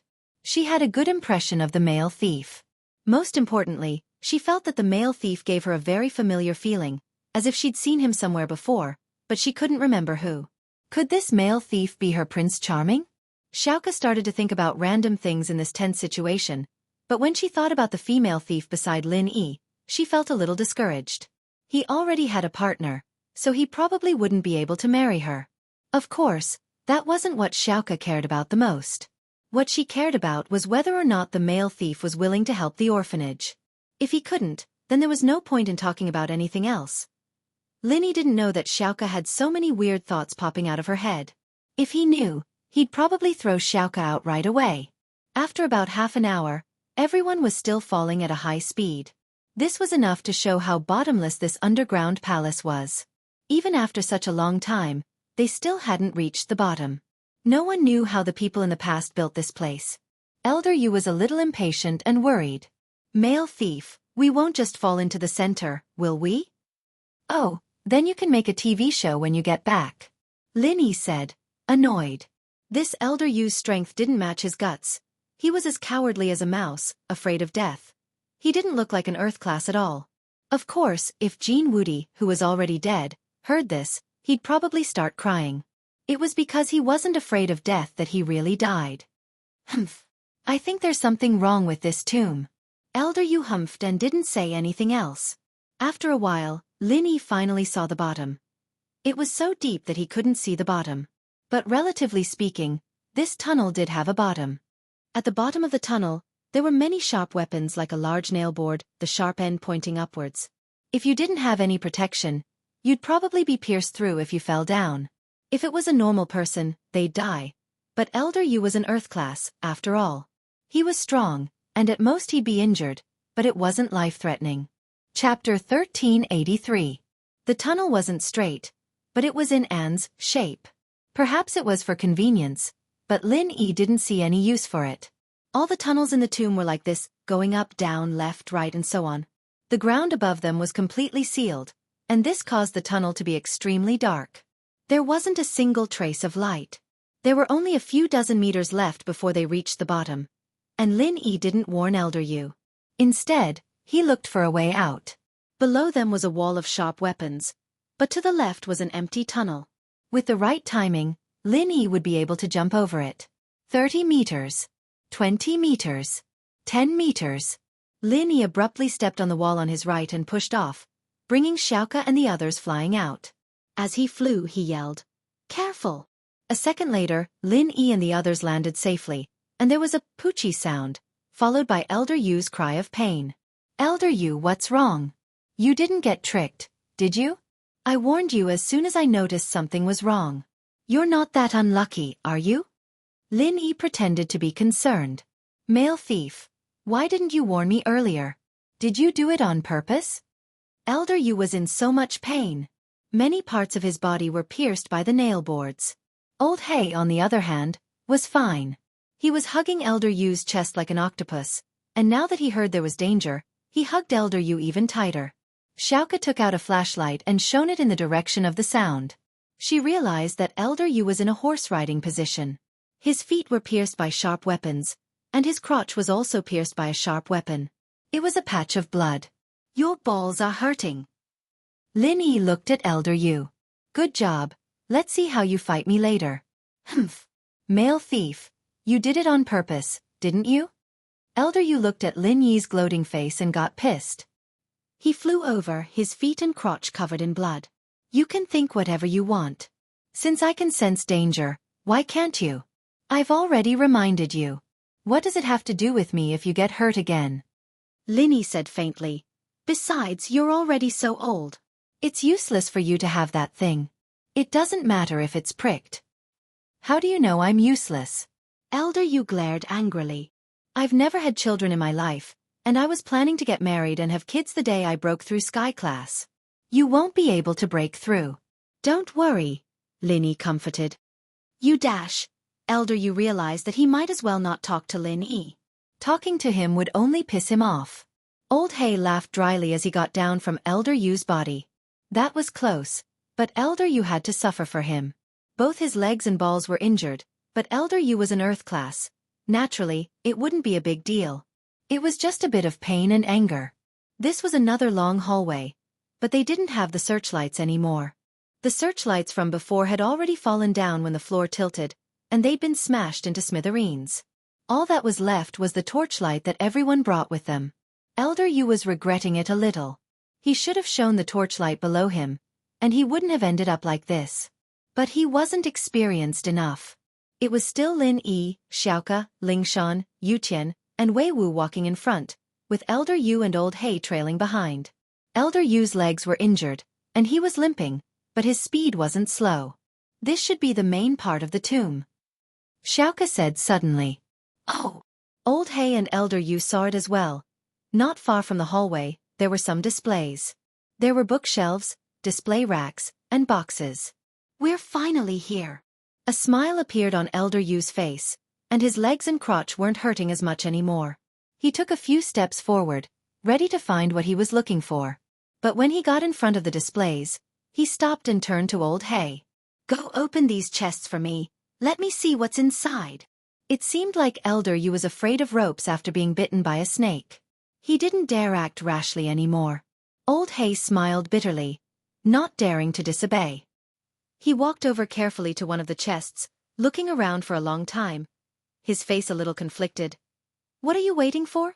Elder Yu barked impatiently. Elder Yu, forgive me for being blunt, but these things are at the edge of the palace, and I don't think they're anything good. They're used to get rid of low-level grave robbers. Old Hay was speaking the truth. Things that were placed in the open usually weren't that valuable. I told you to open it, so open it. What are you waiting for? Elder Yu humphed, not understanding this.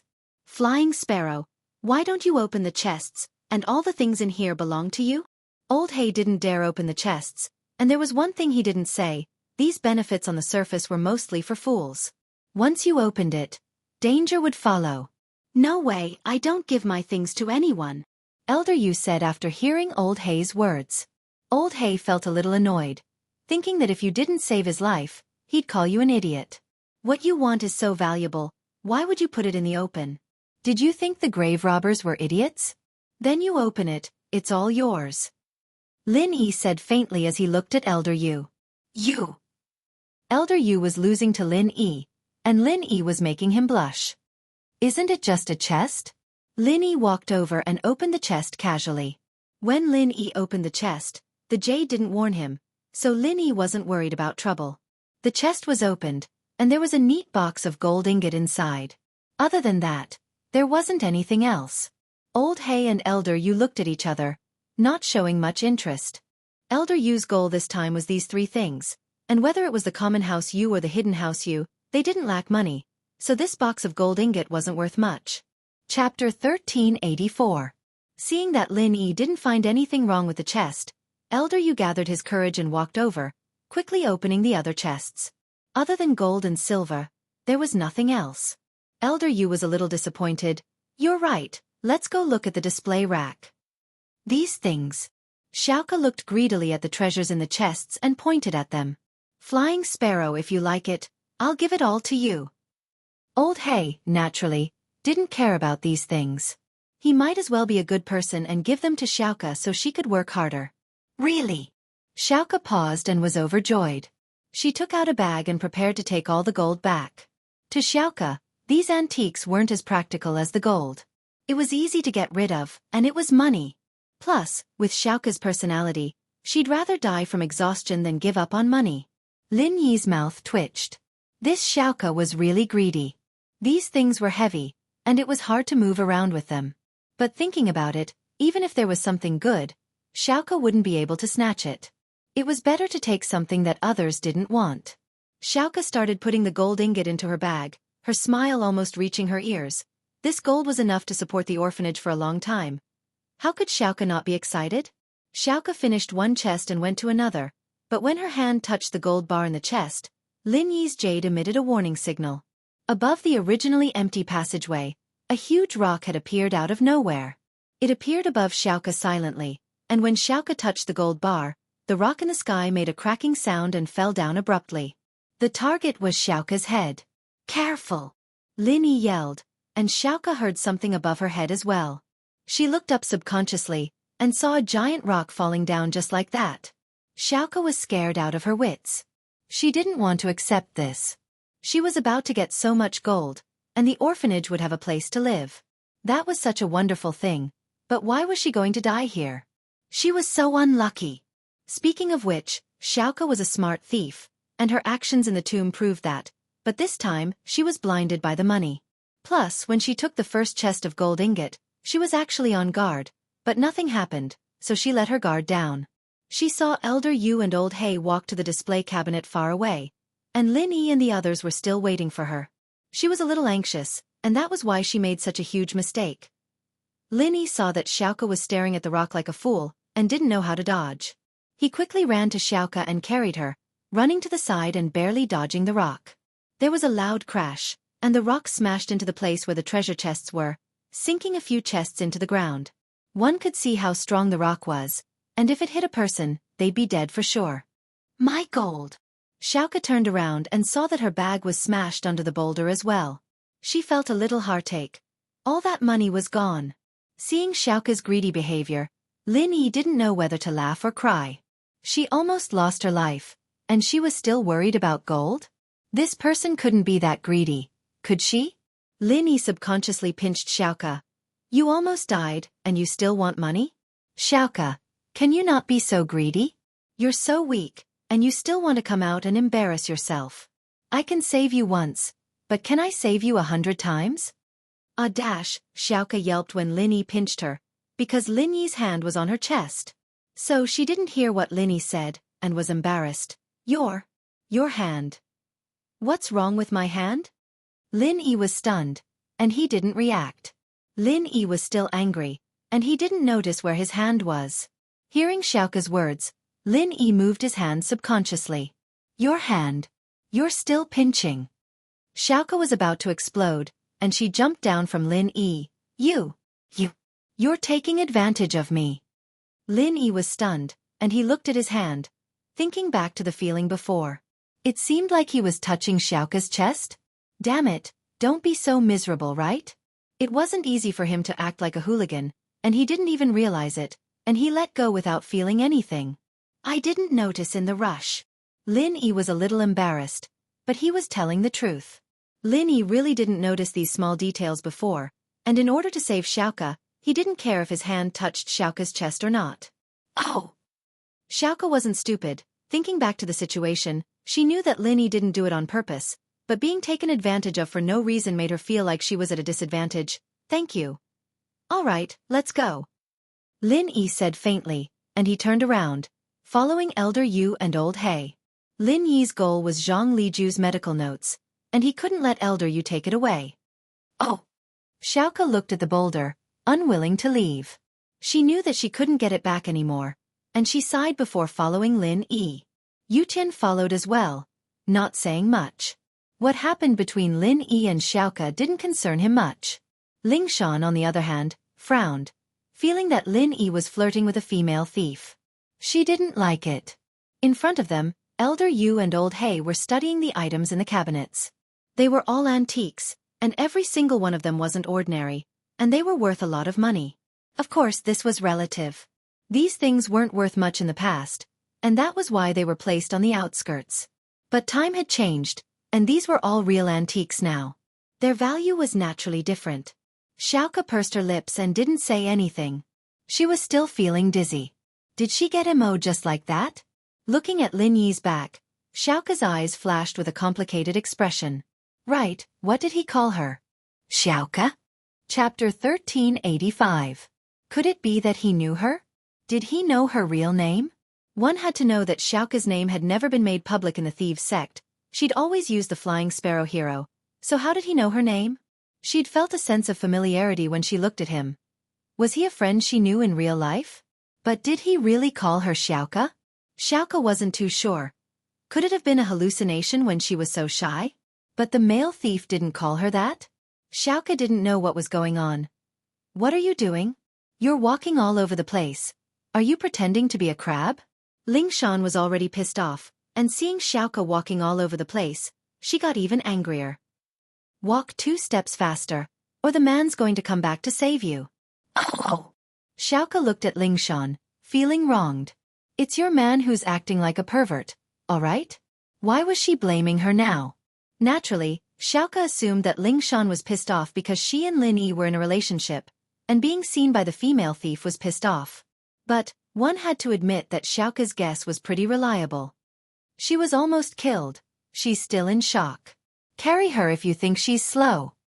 Lin Yi frowned as he turned back to look at Ling Shan. Lin Yi, on the other hand, didn't think too much about it. He thought that Ling Shan was pissed off because she was a female thief, and wanted to punish her.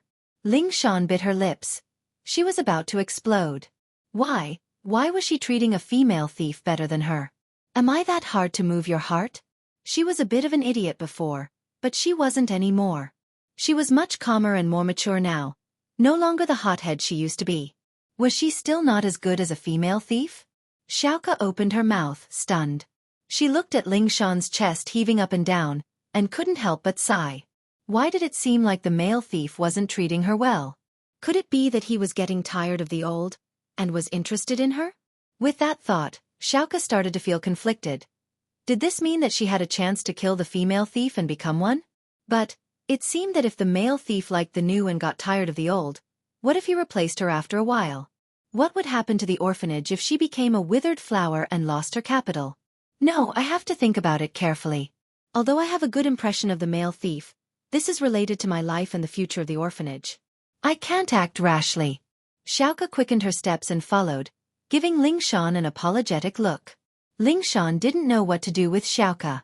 With Lin Yi here, there was no way she could bring her back. Whatever, she was here to catch the grave robber. She didn't want to cause more trouble. She was here to catch the grave robber. With Xiaoka as an example, Old He and Elder Yu didn't say anything, but the two of them became much more careful. They only looked at the antiques and utensils in the racks casually, keeping their eyes and ears open to all directions, paying attention to any incoming danger at all times. These are all normal utensils.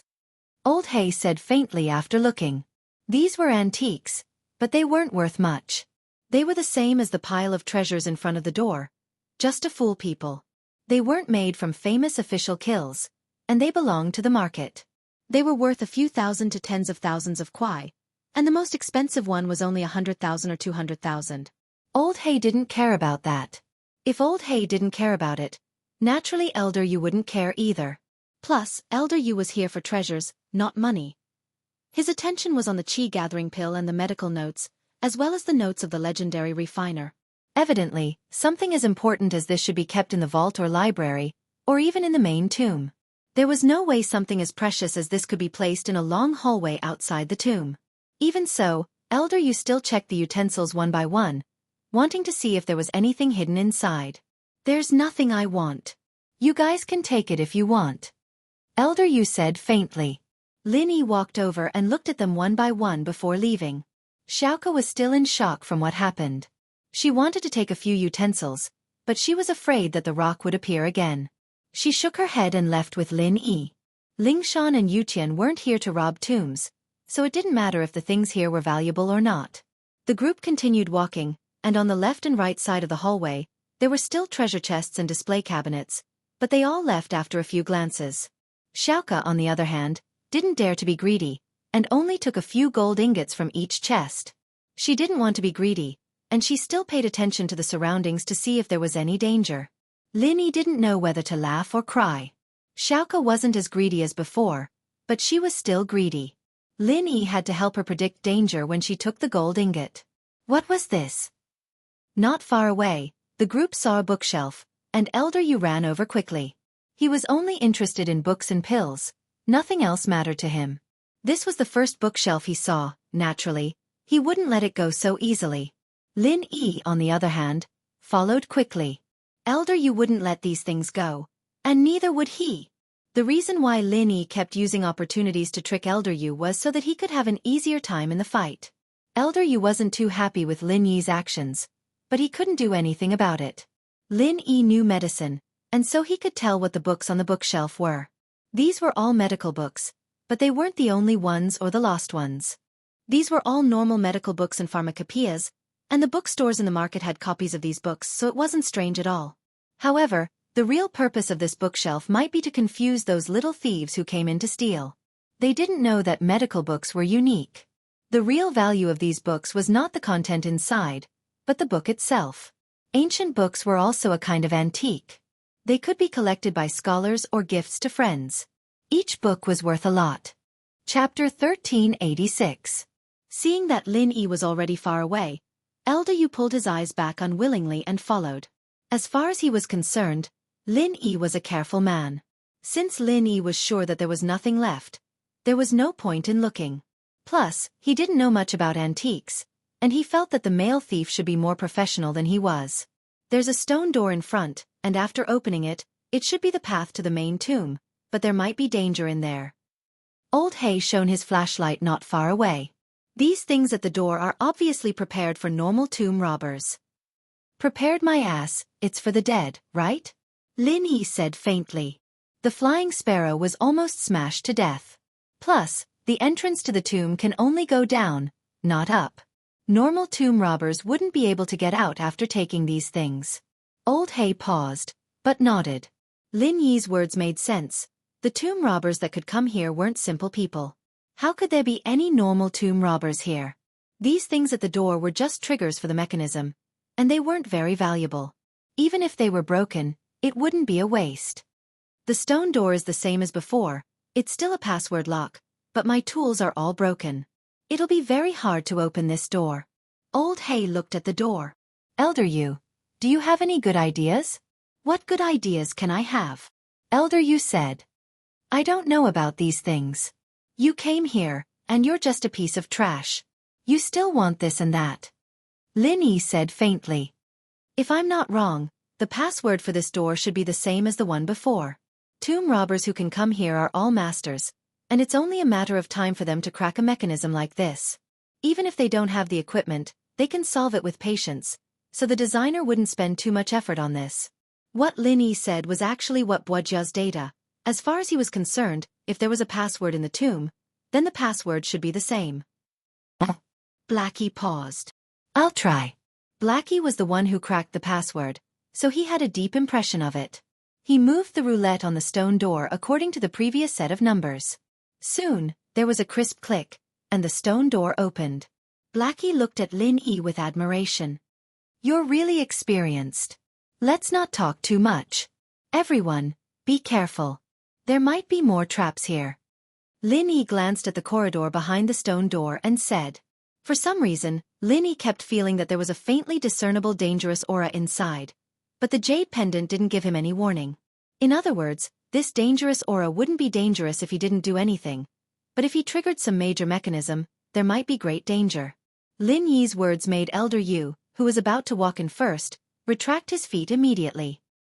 He looked at the group warily. You guys go first. Lin Yi didn't even bother looking down on Elder Yu's cowardice. He'd never seen a practitioner so afraid of death. Lin Yi, on the other hand, didn't mind. He walked straight in, noticing that the hallway was different from before. There weren't any treasure chests or cabinets on either side of the hallway. Instead, there were doors on both sides of the stone walls at regular intervals. This is the main tomb. The rooms on both sides should be the funerary collection rooms and so on. The owner of this tomb was obviously a scholar, so the tomb was very practical. A few collection rooms should be enough for the owner of the tomb to rest in peace after his death. There's no need for the extravagance of an emperor's tomb. Old Hay said to Elder Yu as they walked. The things we want should be in these rooms. All right, let's open it. Elder Yu nodded and pointed at the first room. The stone doors here didn't have a password, and could be opened directly. But Elder Yu didn't want anything unexpected to happen, and naturally, he wouldn't open the door himself. Old Black gloomily opened the stone door. Nothing strange happened, which made everyone breathe a sigh of relief. The room was huge, but there weren't many things inside. There was only one shelf with some bronze and porcelain items. However, the things inside made Old Hay and Xiaoka's eyes light up. Lao He quickly ran over and looked at the items on the shelves. His face was filled with greed and shock. In the eyes of a discerning person like Lao He, he could determine the value of these items at a glance. Each one of them was a priceless treasure. This bronze cauldron should be from the spring and autumn period. Old Hay looked at the cauldron on the shelf. Also, it should be a royal item, there's a mark here. I only want money. Xiaoka looked at the things on the shelf. They were all rare treasures, but to her, they were useless. You're not taking any of these? Old Hay frowned. There were too many things here, and he couldn't take too much by himself. Now that they were in the tomb, he didn't know how to get out. Not only would it be hard for him to move around, but the porcelain items would break easily. It was a classic case of biting off more than he could chew. So, Old Hay only wanted to take a few things that were easy to carry. That cauldron was an antique with a sky-high price. If he did it right, it could easily sell for over 100 million in an auction. I can't get rid of it even if I take it. Xiaoka shrugged. All right, I'll give you the 10% I promised you. Old Hay sighed and decided not to go back on his words. The male thief wasn't a good person, and Xiaoka had been very useful along the way, so he'd rather give her 10% of the profits. The problem was, how were they going to get out of the tomb now? It was obviously unrealistic to go back the way they came. Not to mention that the ground above had merged. Even if it hadn't, it would still be difficult to climb up. The entire passage was a huge S shape, and the stone walls were smooth enough to be used as a slide. When they fell, they didn't feel any obstruction when they bumped into the stone walls. It could be said that this kind of place was easy to go down, but difficult to climb up, unless they had something like a suction cup. But this roundabout route, if they didn't rely on gravity to slide down naturally, how long would it take to climb up? Chapter 1387. Just these few items alone could bring him an income of over 100 million. This trip was already worth it. Lin Yi took a look and saw that Old Hay only took some flashy stuff. They were good for collecting, but they weren't really useful. He wasn't a medical person.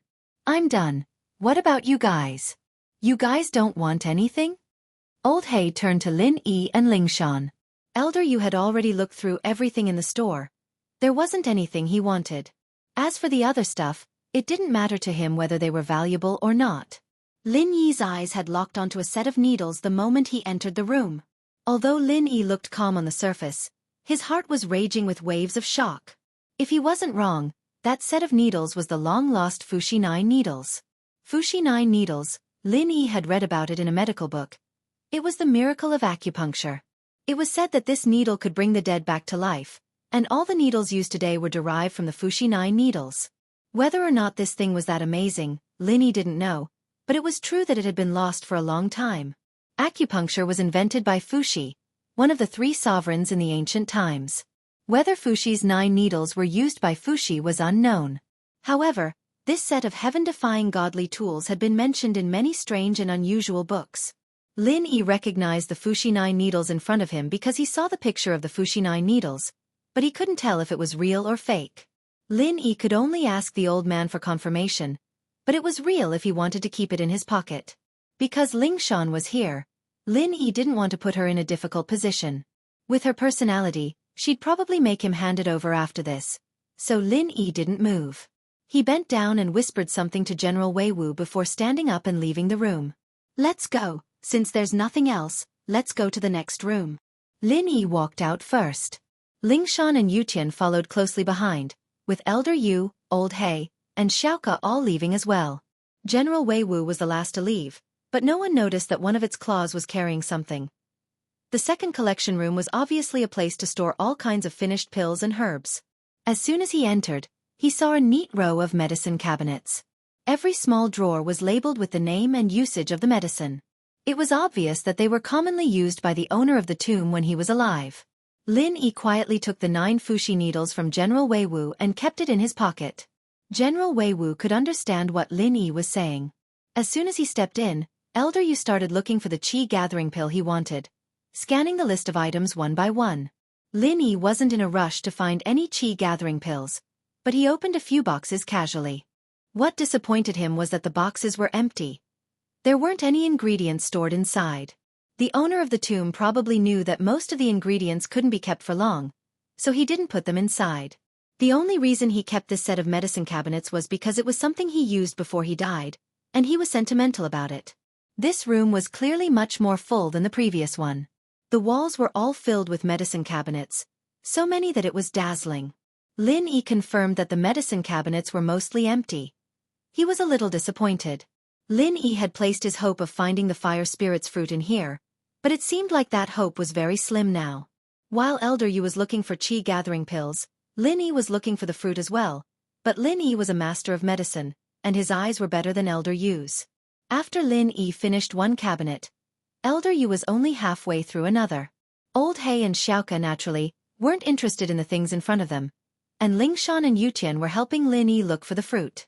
It's here. Ling Shan suddenly pointed at a drawer. Where? Elder Yu heard Ling Shan scream and subconsciously jumped in front of Ling Shan, scaring her. Where's the qi gathering pill?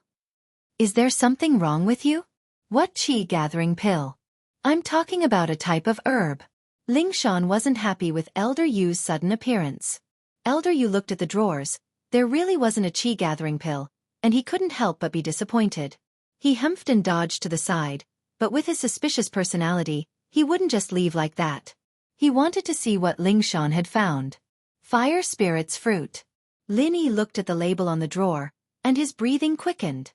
There really was something like this? And it seemed like there was more here? Lin Yi walked over quickly and opened the drawer, but what disappointed Lin Yi was that the drawer was empty, just like the other herbs. Phew! Lin Yi sighed. There's nothing.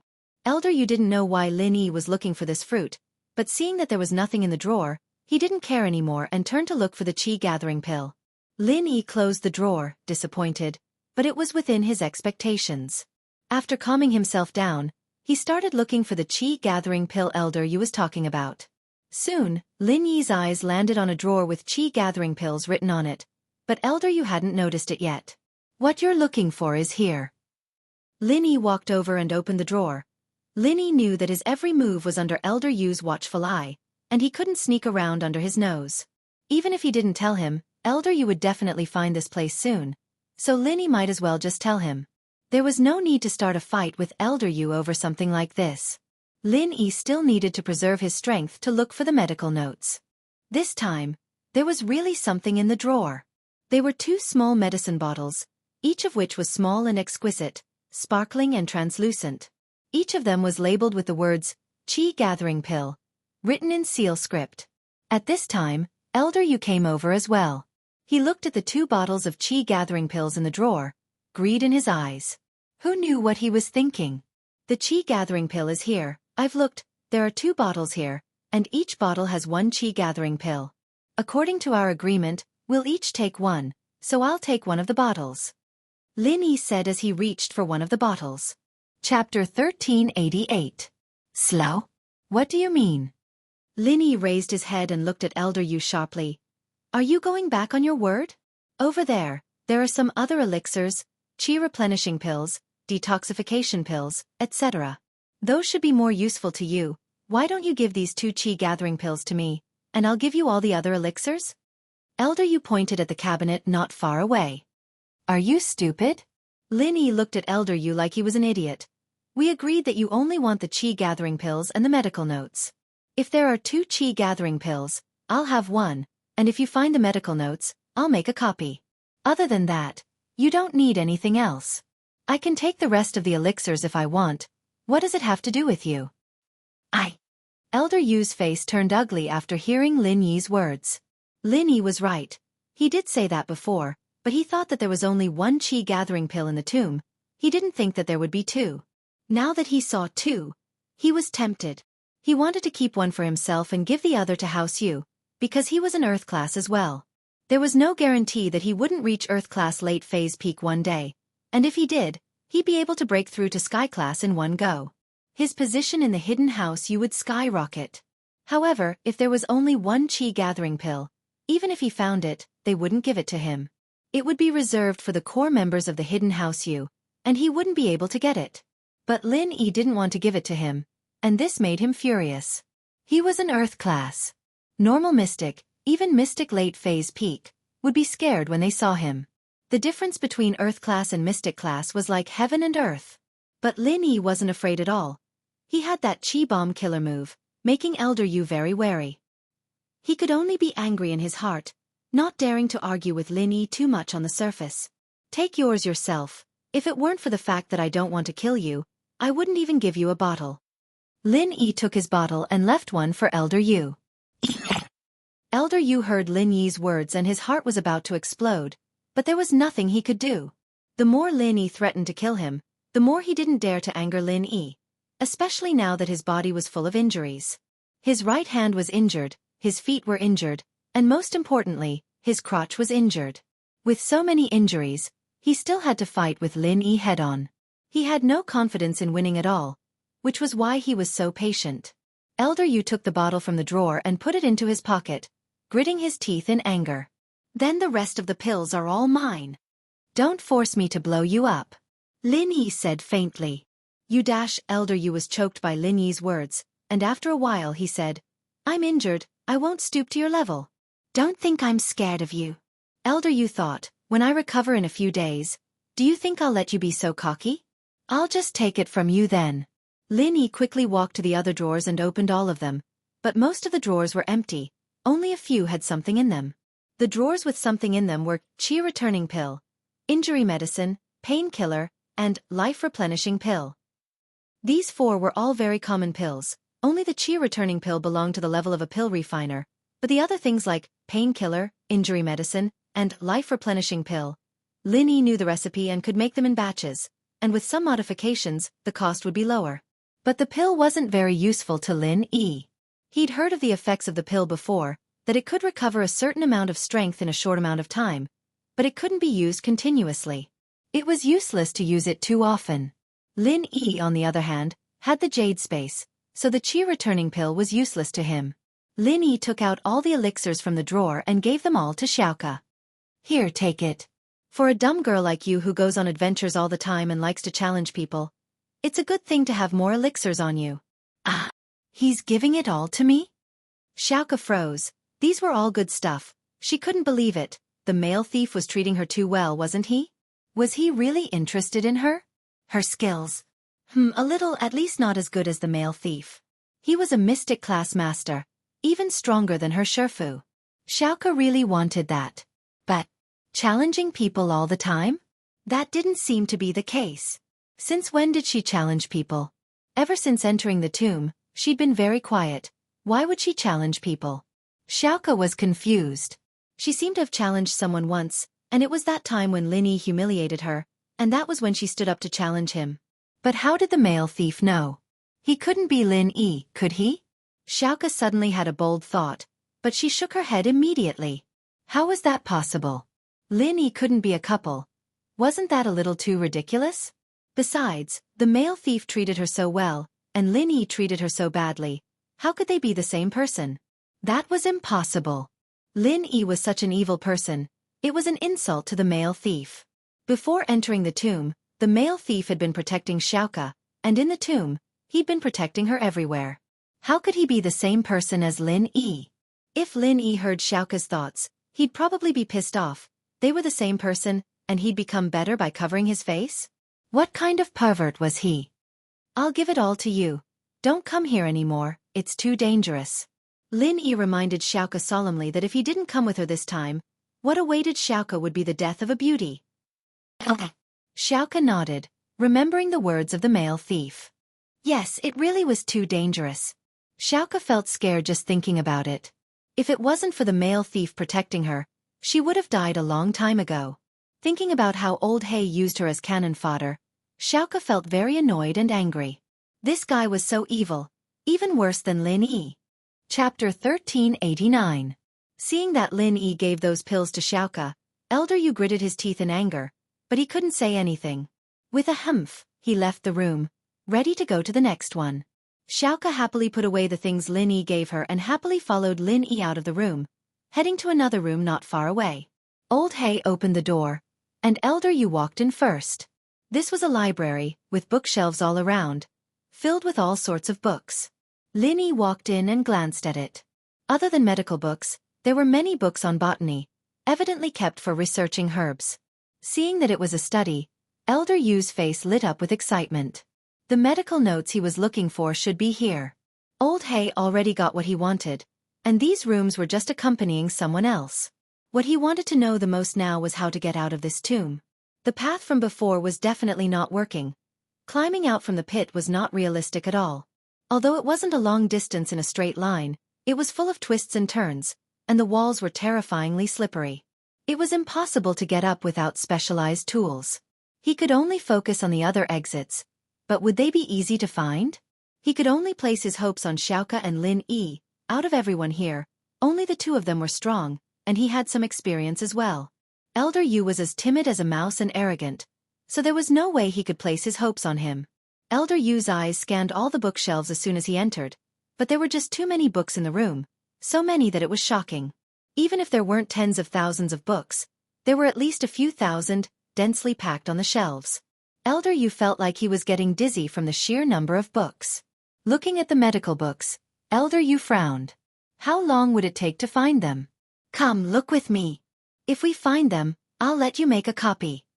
Elder Yu thought about it and said to Lin Yi. 2 people looking together was better than 1 person. He could only promise some benefits to Lin Yi, otherwise he wouldn't have the motivation. But Elder Yu didn't understand.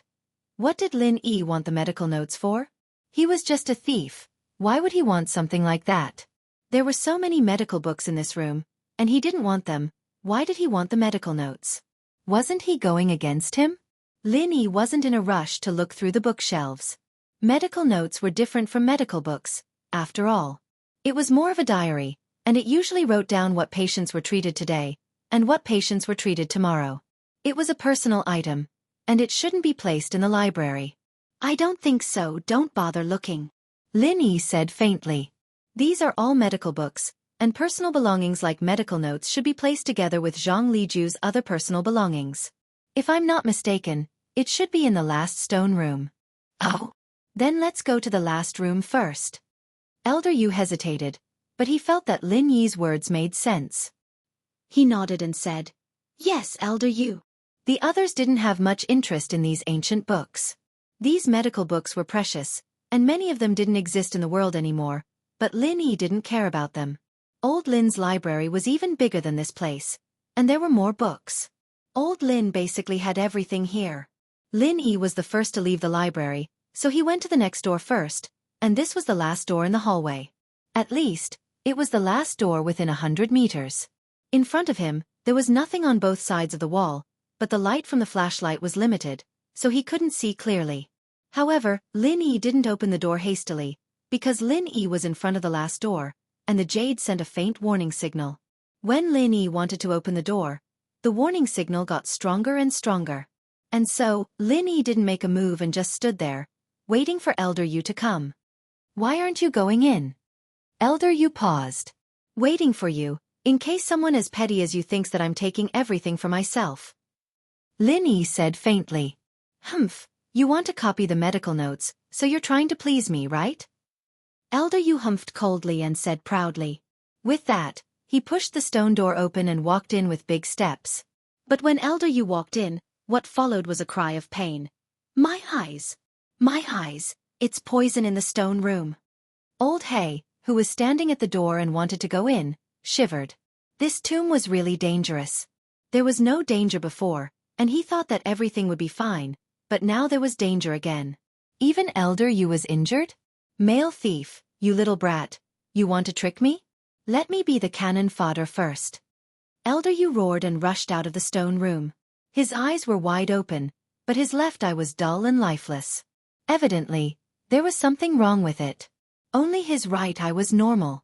Lin Yi, who was standing at the door, had a cold smile on his face. "You're the one who's being tricked." But what made Lin Yi feel regretful was that Elder Yu only lost one eye, not both. This was a bit of a waste. It was painful for Elder Yu, but it wouldn't affect their strength much in a fight. "I tricked you? Are you kidding me? You went in yourself. How am I tricking you? Don't tell me I'm the one who created this tomb?" Lin Yi humphed coldly. "I've reminded everyone before, there should be danger in here. Who can you blame for being careless?" Elder Yu was a bit pissed. Yeah, who could he blame for being careless? Lin Yi did say that there should be danger in the main tomb, but the treasure rooms didn't seem to be dangerous at all, so Elder Yu lowered his guard. "Elder Yu, your eyes. Inside." Old Hay asked, concerned. "There's poison in here. If I didn't react fast enough, my eyes would have been ruined." Elder Yu said furiously. "Serves you right. Every time you enter the stone room, you're always trying to get in first, as if you're afraid people will steal your stuff." Lin Yi said mockingly. "Are you going in or not?" Chapter 1390. At first, Elder Yu didn't dare to go in, but after seeing Lin Yi walk in without any problems, he followed. What pissed him off was that not only did he lose his bloodline, but he also lost an eye.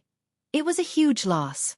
The wounds on his arms and legs were easy to recover from, but his testicles were pierced, and his eye was blinded by poison. It wasn't that easy to recover from. There was nothing special about this stone room, and it looked like a bedroom. There was a bed, a table, a small cabinet, and some simple living utensils. It was just like the place the owner lived in when he was alive. If Lin Yi's guess was right, these rooms and this stone room were all remodeled based on Zhang Liju's lifetime. The things and furniture were the same as before. Zhang Liju had no children, no disciple, and he lived his life alone. But since there were countless people who were indebted to him, naturally, there would be people who would pay to build this tomb for him. On the wall of the room, there was a line of words. Medicine can cure the poison, but no medicine can cure the gentleman on the roof. Lin Yi looked at the words on the wall. He couldn't help but smile bitterly. Perhaps this was Zhang Liju's warning to tomb robbers. Or perhaps, this little trap had always existed in Zhang Liju's house, and if it was an old friend who came to visit, naturally it would be his best friend who knew how to cure the poison, but the gentleman on the roof could only change his profession. Elder Yu looked at the words on the wall. He was shaking with anger, but the owner of the tomb had died a long time ago, and he couldn't do anything about it. How could he do that to a dead man? Lin Yi looked around the room, and his eyes landed on the small box on the bedside. Lin Yi couldn't help but laugh. This Zhang Liju was really on par with the old man at home. There was also a small wooden box on the old man's bed. Inside it were some miscellaneous items, such as paper, pen, glasses, and some other commonly used items. Of course, the old man also had a medical notebook, which was placed in this box. Therefore, Lin Yi didn't say anything and went straight to the bed. He took the box and opened it. Sure enough, there were 2 books and some commonly used small things in it. Ancient brushes, ink, paper, and inkstones weren't as simple as modern ones. It wasn't easy to put them in the box, so there weren't any. There were 2 books in the box, one thick and the other thin. The thick one was his medical notes. An excited look appeared on Lin Yi's face. He had finally found it. There should be news about the fire spirits fruit in the medical notes. Their goal this time was Zhang Liju's medical notes, and now that they had found it, how could Lin Yi not be excited? Xiao Xiao, there was finally hope. Lin Yi couldn't help but want to jump up and shout, "Long live the old man!" Even someone as patient as Lin Yi couldn't help but tremble with excitement. But in order not to reveal too much of his emotions, he held it in for now. The thin one, on the other hand, made Lin Yi pause. Notes of a refiner? What was this? At that moment, Elder Yu saw the 2 books in Lin Yi's hands, and he reached out to grab them.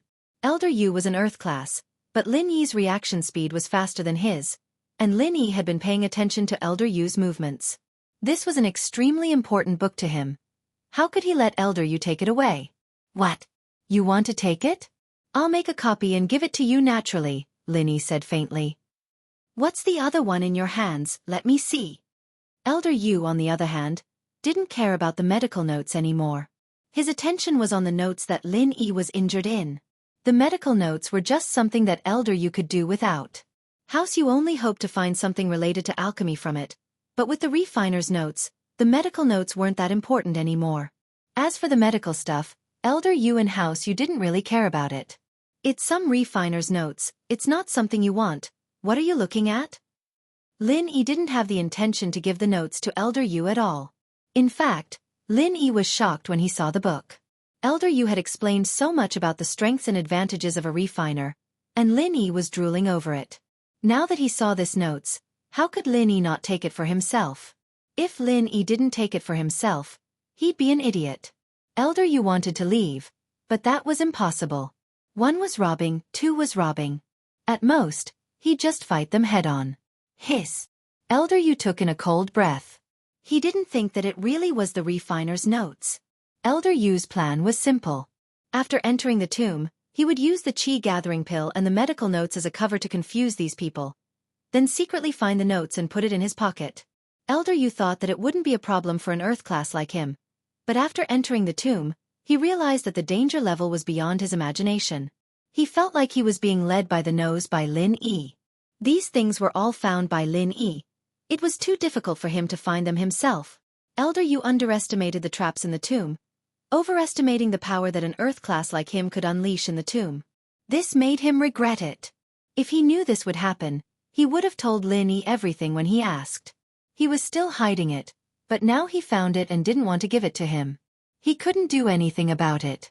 Who asked him to not ask for it? Elder Yu resisted the urge to rush over and snatch it. This was the tomb. Fighting Lin Yi wouldn't do him any good. If he wanted to leave the tomb smoothly, he might need Lin Yi's help. If he injured or killed Lin Yi, he wouldn't be able to leave.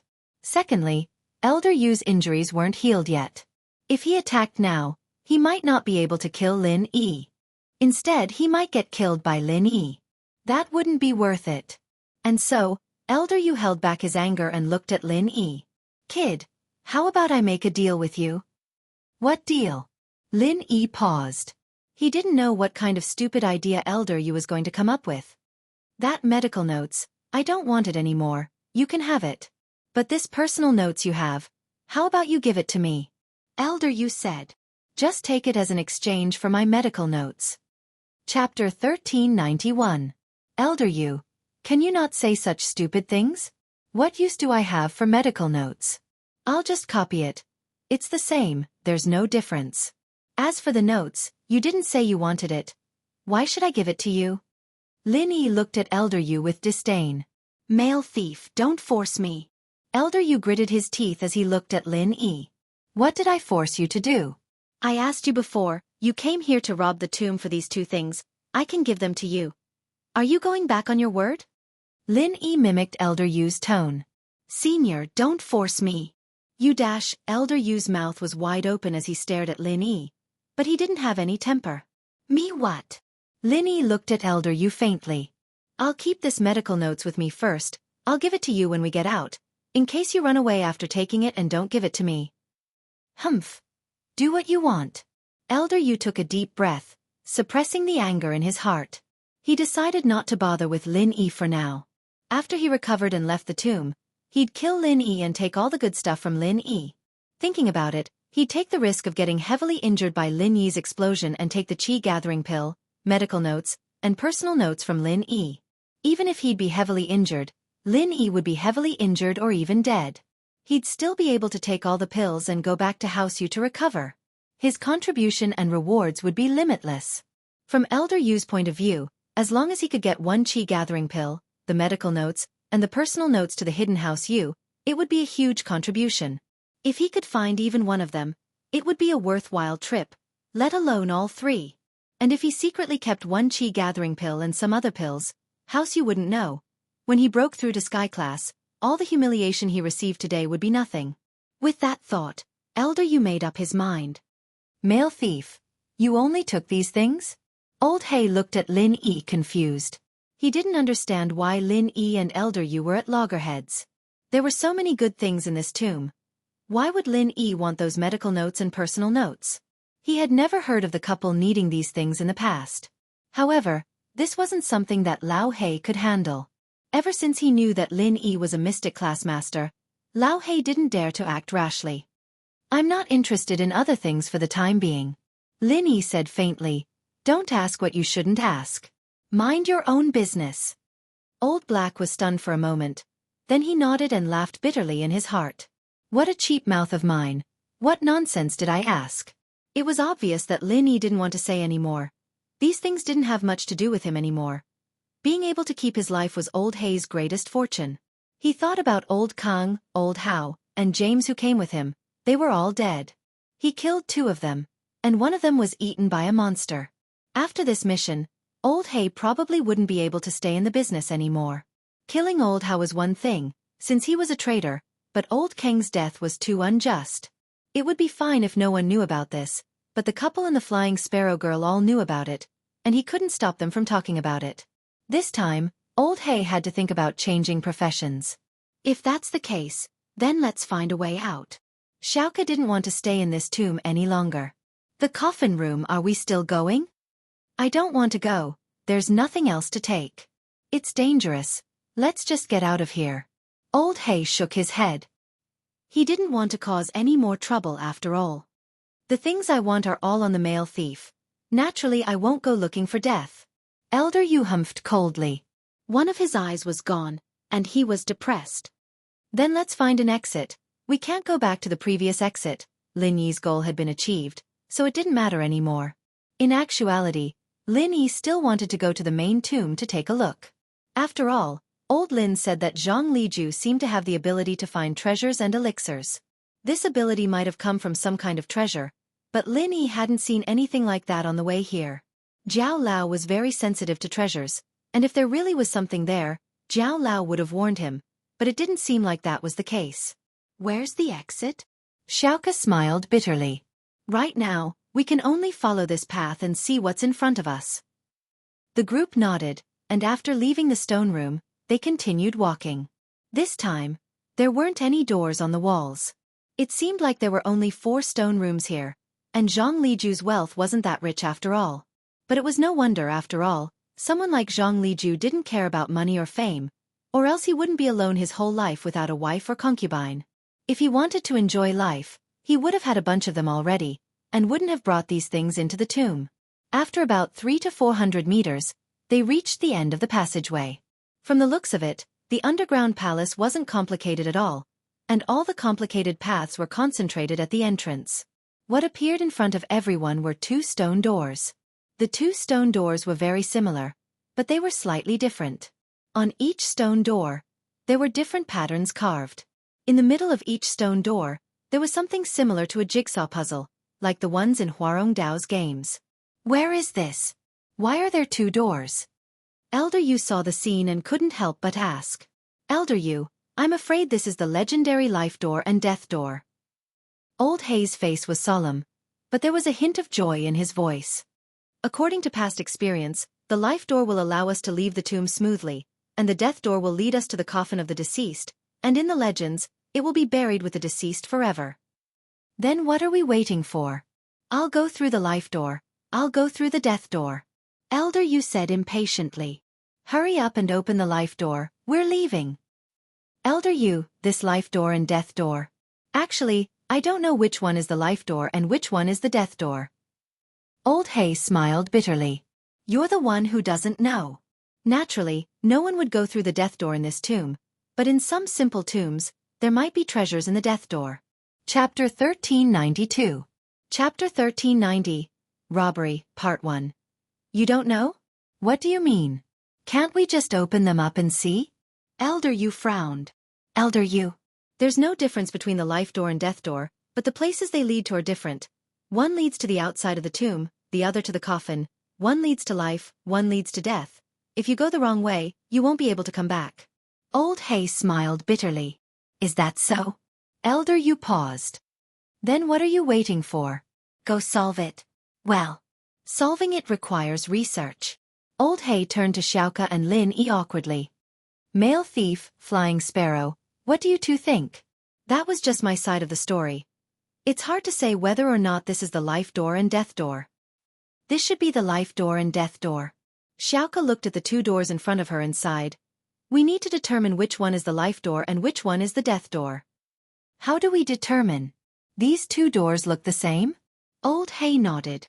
I'm guessing that the key lies in the 2 puzzles on the doors. These 2 puzzles are 2 paintings, and the different paintings represent life or death. Xiaoka guessed. So you mean that after we put the puzzles together, we'll know which is the life door and which is the death door? Old Hei asked. In theory, yes, but I think that the mechanism to open the doors is the 2 puzzles as well. I can't guarantee that there won't be any danger when we put the puzzles on top of it. There's no order to the puzzles, Xiaoka said. Xiaoka said, if it's done in a certain order, then if we break the order, it'll bring serious consequences. We might cause unexpected trouble, or we might destroy the mechanism forever. That's serious. Old Hei didn't quite agree with Xiaoka's words, but in this tomb, anything could happen. It didn't make sense, and it scared him. Perhaps, I'm just guessing, Xiaoka said. Then what should we do now? Old Hei frowned as he stared at the 2 doors. First, think of a way to write down these 2 pictures and then put them together on a piece of paper. We'll figure out which one is the life door and which one is the death door, and then we'll think of something else.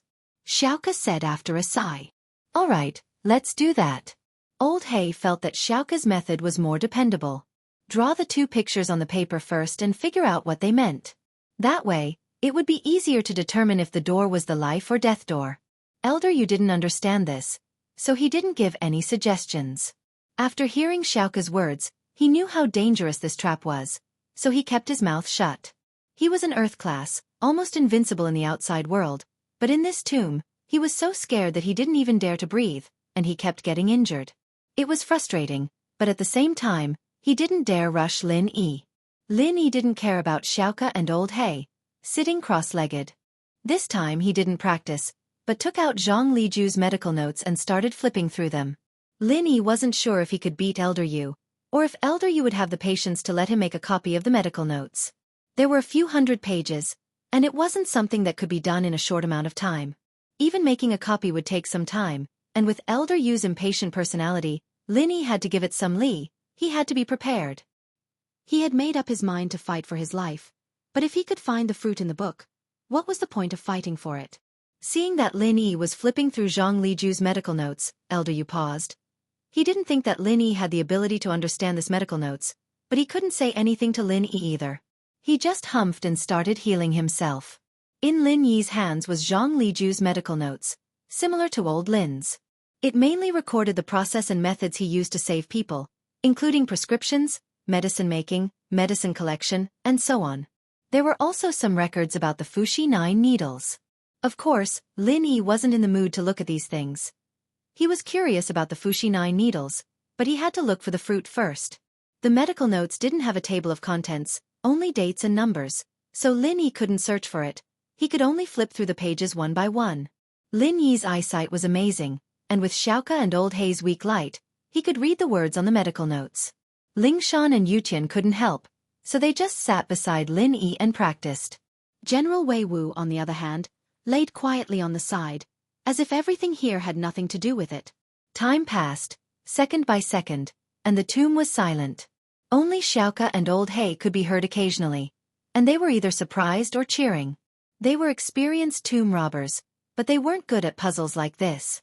The two of them had already used the paper they brought with them to draw the puzzle pieces on the stone door, and made them into pieces of the same size, planning to restore them. Songshan, on the other hand, wasn't as peaceful. A Land Rover without a license plate quietly stopped in front of a bank, and if someone looked closely, they would see that the front and back of the Rover had traces of paint patching. If Xiao Xiao were still alive, she would see that the repair marks on the Rover were exactly the same as her own. Not long after, the Land Rover's door quietly opened, and a man in black with a hood walked out. This person's figure was very well proportioned, and he looked very familiar. After he got out of the car, he went straight into the bank without saying a word. Ah! Suddenly, a masked man in black broke into the bank, causing the customers in the bank to be startled and cry out in alarm. However, the masked man in black didn't seem to hear them at all. He ignored the screams of these customers and walked directly to the front of the bank's business counter. He swung his fist and smashed the glass of the counter window. With a loud bang, the thick glass of the bank window was easily broken by this person. With just one jump, the black-clothed masked man jumped into the bank counter. An ear-piercing alarm sounded, but the robber didn't seem to hear it at all. Ah dash! The bank employees who were doing business behind the counter all screamed. Chapter 1393. Translator, Endless Fantasy Translation Editor. Endless Fantasy Translation. He was alone like a lone hero. He didn't even say a word and just barged in. The masked man in black didn't say a word. He took out a super large woven silk bag from his waist and started to put money into it from under the counter. He was self-reliant, unlike the other robbers who took hostages and asked the teller for help. He didn't say any harsh words either. It was as if he didn't care about the people around him at all, treating them like air. While everyone was stunned, almost in an instant, all the money under the counter went into the masked man's woven silk bag. The next moment, the masked man in black turned around and walked to the safe at the back. The money under the counter was limited, but the safe stored all the cash flow of the bank for a day. But what was surprising was that the masked man in black didn't ask for the safe's password and key. Instead, he just walked straight to the safe. Ka! The black-clothed masked man forcefully pulled the safe's door open. The banknotes inside once again entered the black-clothed masked man's knitted silk bag. If one bag wasn't enough, he took out another one. The way he put the money in was so fast that it was as if he had done it thousands of times. After doing all this, the masked man jumped out of the bank's counter. During this time, he didn't even say a word. Everyone present looked at this uninvited guest in fear. The whole scene happened in just a few minutes. A few of the bank security guards reacted at this time. A few of them held their batons and looked at the silent lone hero with trepidation. Don't move. Put down the money in your hands. We've already called the police. The police will be here soon. The security captain also felt a little guilty in his heart. This robber was too strange. He had never heard of such a robbery before. The masked man turned a deaf ear to the security captain's words and walked over. When the security captain saw that the robber wasn't listening, he clenched his teeth and waved his baton. Everyone, stop him together. Stall for time. The police will be here soon. Bang!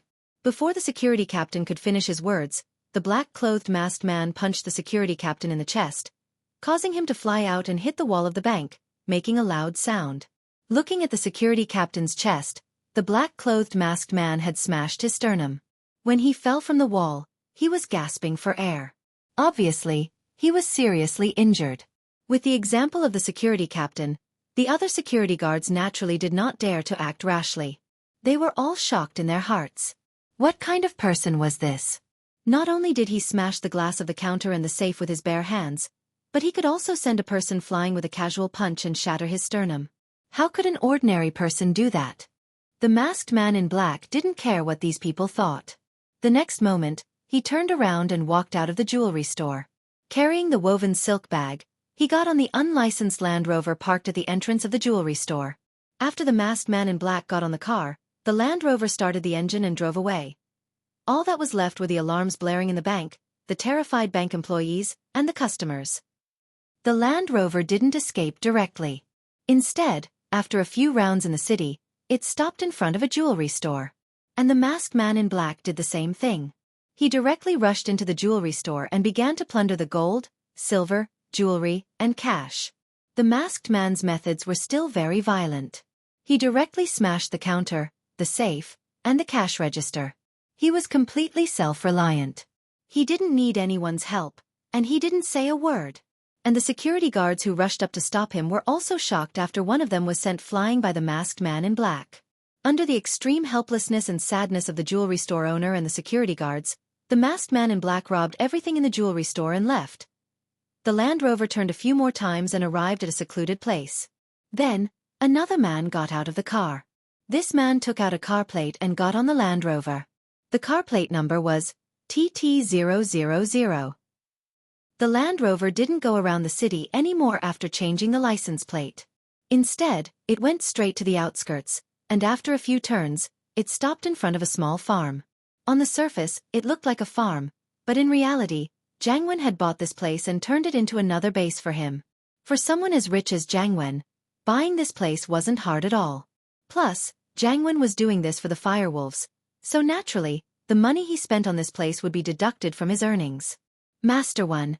Everything went smoothly. 01's robbing speed was really fast.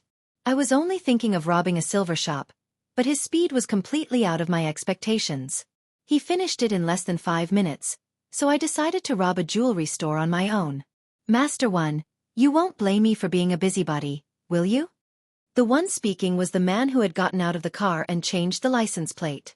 He was called Big Scorpion, a name Jianghu had given him. Little Scorpion was taken in as the scapegoat, and the firewolves sent another scapegoat. Jianghu didn't remember his original name, but he named him Big Scorpion.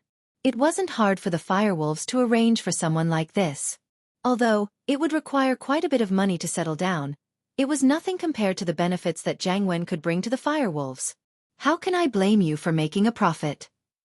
Jianghu laughed. It seems like the professor's experiment was a success. You got quite a bit on your first try. How much did you get this time? This time, we went to a bigger silver shop in the business district. There's a lot of cash flow there, and some foreign currency. The jewelry store is a big one as well, so it should be quite a bit.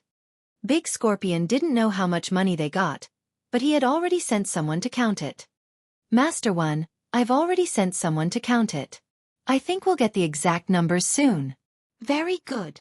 Jianghu nodded. Bring 01 to the professor and let him replenish his energy and hypnotize himself. We'll do it again when this blows over. Yes. Big Scorpion nodded and left. Jianghu, on the other hand, started laughing happily. I'm really a genius. Not only did I earn money from this, but I can also frame Lin Yi with one stone. Haha, Lin Yi, you won't be able to defend yourself this time. Chapter 1394. Professor Ian had always been engaged in the research of the human body's potential, and behind the Fire Wolf Gang, there was also a large scientific research organization supporting them. Where this organization came from, no one knew. Even Professor Ian himself did not know. Only the leader of the Fire Wolf Gang knew the details. But this wasn't what Jianghu and the professor cared about. As long as the Firewolves cooperated, their plan would go smoothly. The professor would be able to realize his experiments, and Jiangwen would be able to earn money. The black-clothed man called 01 was a test subject that Jiangwen and the professor had created. Jiangwen had named this test subject 01. This was a code name, the first test subject. But on the other hand, 01 and Lin Yi sounded like one, and so Jiangwen had thought that 01 was Lin Yi. In actuality, 01 looked exactly the same as Lin Yi, whether it was his body or his face. He was a carbon copy of Lin Yi. The firewolves were full of geniuses, and a genius like the professor wasn't much. There were plenty of doctors who were even better than Lin Yi. It was quite easy for them to make Lin Yi look like Lin Yi.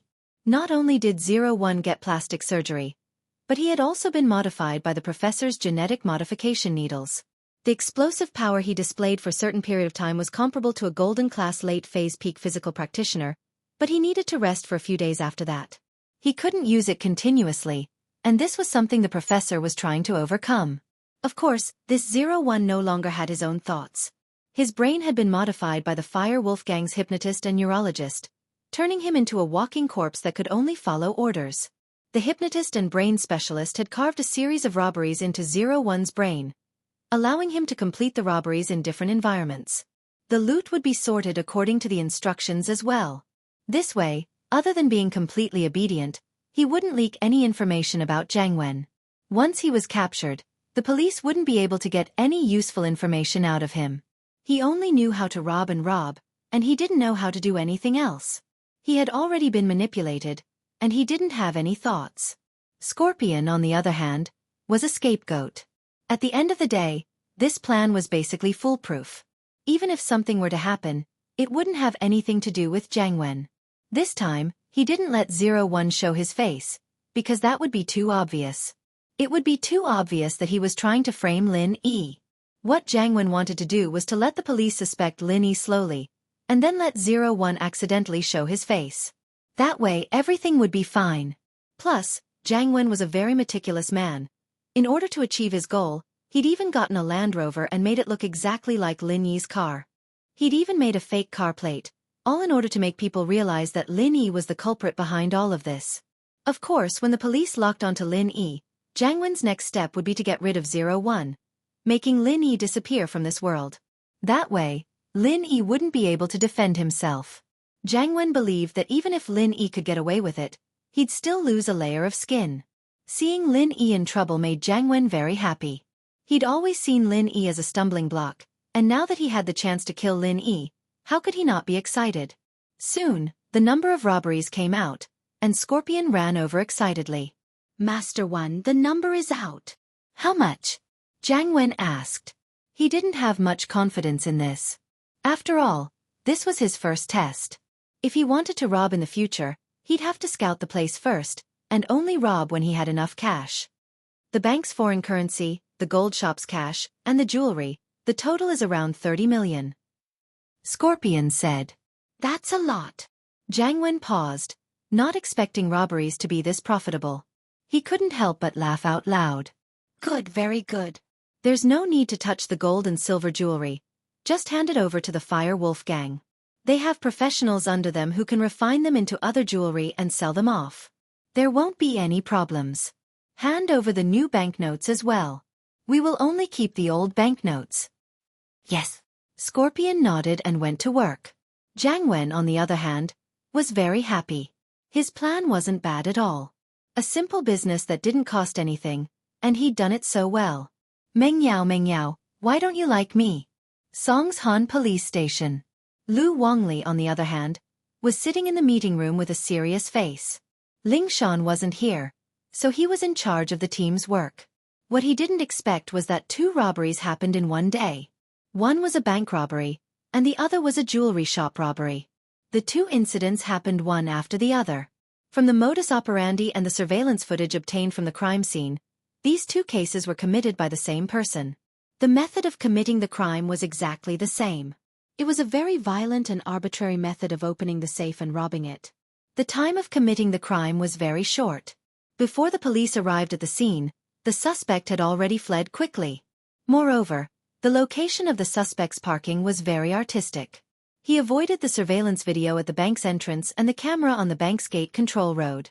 He parked the car in a blind spot, making it impossible to determine which car he was driving. But, according to the witness, the suspect's car should be a Land Rover, but the witness didn't see the model or the license plate clearly. He didn't know anything about it. Ling Shan's absence increased the pressure on Lu Wangli. He was the temporary vice captain and the squadron leader of the 1st platoon. Without Ling Shan, naturally, he would be the leader. Looking at the case file, Lu Wangli was really angry. This criminal suspect was a bit too arrogant. He actually dared to commit 2 crimes in a row. This was simply looking down on others. It was really arrogant. Chapter 1395. Only a practitioner would be able to break through the glass of a bank's counter and open a safe with brute force, and that wasn't something an ordinary person could do. It had to be a practitioner at the golden class or higher, and he'd have to discuss it with Yang Huaijuan if that was really the case. Of course Lin Yi, who was in the tomb, didn't know that he had robbed twice already. Ling Shan, on the other hand, didn't know what was going on outside. Everyone was waiting for Old He and Xiaoka to finish studying the pictures on the door and the door of death. Lin Yi flipped through Zhang Liju's medical notes seriously. He didn't think much of it at first, but after a few pages, he couldn't help but feel amazed. Zhang Liju's medical thoughts, treatment plans, and prescriptions always made Lin Yi's eyes light up. This Zhang Liju really was a skilled man. If he were still alive, his medical skills might not be any weaker than his old man's, perhaps even surpassing his. But while Lin Yi was very interested in the contents of the medical notes, he still focused on finding the news of the fire spirit's fruit. Luckily, Zhang Liju wasn't a person who liked to read words. His notes were all written in the vernacular, and he probably wrote it down like a diary for himself. He didn't want to show it to others, and it saved Lin Yi a lot of trouble. Otherwise, just thinking about the meaning of the words would take a lot of time. In order to save time, Lin Yi quickly flipped through the pages, searching for anything related to the fire spirit's fruit. Finally, halfway through the notes, Lin Yi found information about the fire spirit's fruit. Lin Yi took a deep breath and started reading attentively. The main point of this chapter was that he met a friend who was poisoned by the cold, and after all the medicine was ineffective, Zhang Liju found out a huge piece of news from one of the books. In the extreme cold of the north, there was a snow mountain, and on top of the snow, there was a fire spirit's tree. The fruit on the tree would ripen once every 30 years, and it had the ability to suppress the cold. In the extreme cold of the snow mountain, the trees that could survive naturally had the ability to resist the cold, and it made sense that the fruit on the tree would have this effect. If it were a normal person, perhaps Zhang Liju wouldn't take the risk to go to the extreme cold of the north to find the fruit, but this friend of his was very close to him, and he was like a teacher and a friend. This friend was Zhang Liju's elixir refinement teacher, and it could be said that Zhang Liju's elixir refinement skills were taught by this friend. The reason why this person's body was poisoned was because of the process of elixir refinement, and so Zhang Liju didn't waste too much time. He just packed his stuff and went to the extreme north. At the end of the medical notes, it was about the process of going to the extreme north. Lin Yi didn't read it too detailedly. After all, things were different now. In the past, many cities weren't developed, and it was just a piece of barren land. There weren't any trains, cars or airplanes, and they could only move on foot or on horseback. It was a tough journey, but now it wasn't that difficult anymore. But what made Lin Yi curious was that Zhang Liju mentioned the words, "it" and "me," many times in the medical notes. At first, Lin Yi thought that Zhang Liju had written the wrong word, and that it was referring to his friend who was poisoned, but the words at the end were all "it." Clearly, it was an animal. This made Lin Yi puzzled. Who did Zhang Liju go with? And this "it" looked like an animal, but it seemed to be very intelligent. It could help Zhang Liju find the fire spirit's tree? And Zhang Liju, with its help, found the fire spirit's tree, and successfully plucked the fire spirit's fruit, and went on his way back. In the entire diary, there was no mention of the location of the fire spirit's tree in the snowy mountains. It only said that "it" helped him find it, but the location of the snowy mountains was marked on the meridian map, and it saved Lin Yi a lot of trouble. With the general location of the fire spirit's fruit, Lin Yi breathed out in relief. As long as he knew the location of the snowy mountains, there was hope that he could find the fruit. It was just a matter of time, but the "it" in the medical notes piqued Lin Yi's interest. What exactly was this "it"? According to old Lin, Zhang Liju had a magical item with him that could help him find treasures and elixirs quickly. Now, it seemed that this was the so-called magical item, but this magical item was clearly a living thing, not an inanimate object. Could it be something similar to General Wei Wu? Lin Yi's eyes landed on General Wei Wu. Some animals had a very sensitive sense of smell, and Lin Yi knew that, but if it really was an animal, then it would have turned into dust along with Zhang Liju after so many years. Lin Yi shook his head. It seemed that the dream of finding this magical item was over, and he could only rely on himself to find the fire spirit's fruit. No. Lin Yi shook his head abruptly. The monster he saw in the tomb was probably a spirit beast guarding the tomb. Didn't that mean that it had been here for thousands of years? If the "it" mentioned in Zhang Liju's medical notes was also a spirit beast, then there was a high chance that it wasn't dead. From the medical notes, it had a very good relationship with Zhang Liju, and so according to Lin Yi's judgment, it was very likely that it was in the death door, together with Zhang Liju's coffin.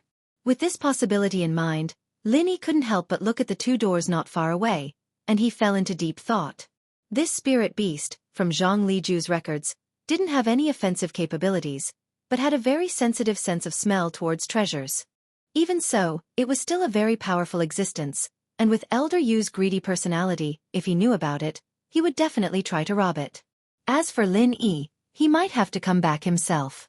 But, although Lin Yi had Lu Wuxia's information and the jade, he wasn't a tomb raider, so he was naturally at a disadvantage. If Lin Yi's eyes landed on Xiaoka, if he could bring Xiaoka along, it would be much easier. Chapter 1396. If Xiaoka really did find a way to open the door, he'd talk about it later. Lin Yi thought about it and continued flipping through the medical notes in his hands. The next page was about the process of giving the fruit to the friend. Lin Yi was just reading the process and method, but when his eyes landed on a line of words, he was shocked. Lin Yi's eyes landed on the last line. The fire spirit's fruit that was stored in the medicine box had already withered, and Li Ju, on the other hand, had given it to his friend as a test, but there was no effect at all. Li Ju was confused, and after looking through a lot of documents, he finally found the reason. The fruit was extremely difficult to preserve. It had the fire element, and after leaving the tree, it would dissipate very easily. It was best to consume it on the spot, otherwise the effect would be greatly reduced or even completely lost. Li Ju, on the other hand, had been on the road for more than half a year. It was normal for the fruit to lose its effect. Zhang Liju could only smile bitterly after reading the record, but his friend's sickness had to be treated. Zhang Liju went through a lot of information and finally found one of the ways to preserve the fruit, which was to use a box made from Wanyankan wood. But Wanyankan wood was something that was hard to come by. Even Zhang Liju had only heard of it, and he didn't know how to find it. In the end, Zhang Liju had no choice but to bring his friend along and head to the extreme north again. But the final result was good. After his friend consumed the fire spirit's fruit, he suppressed the cold poison in his body and neutralized it. But because of this there were some side effects. For example, his body became weak, and he could no longer practice alchemy. But Lin Yi didn't care about that. Nothing was more important than saving Xiaoxiao's life. Even if Xiaoxiao's body was weak, Lin Yi would find a way to recover. As long as she was alive, there was hope. There wasn't anything special about consuming the fruit. It was just eating it, and there wasn't anything to take note of. It only said that after consuming it, the body would be hot and cold, and Li Ju had to use his own body heat to keep his friend warm. It was at this moment that Lin Yi finally realized that Zhang Liju's friend was a girl. An evil thought popped up in Lin Yi's mind.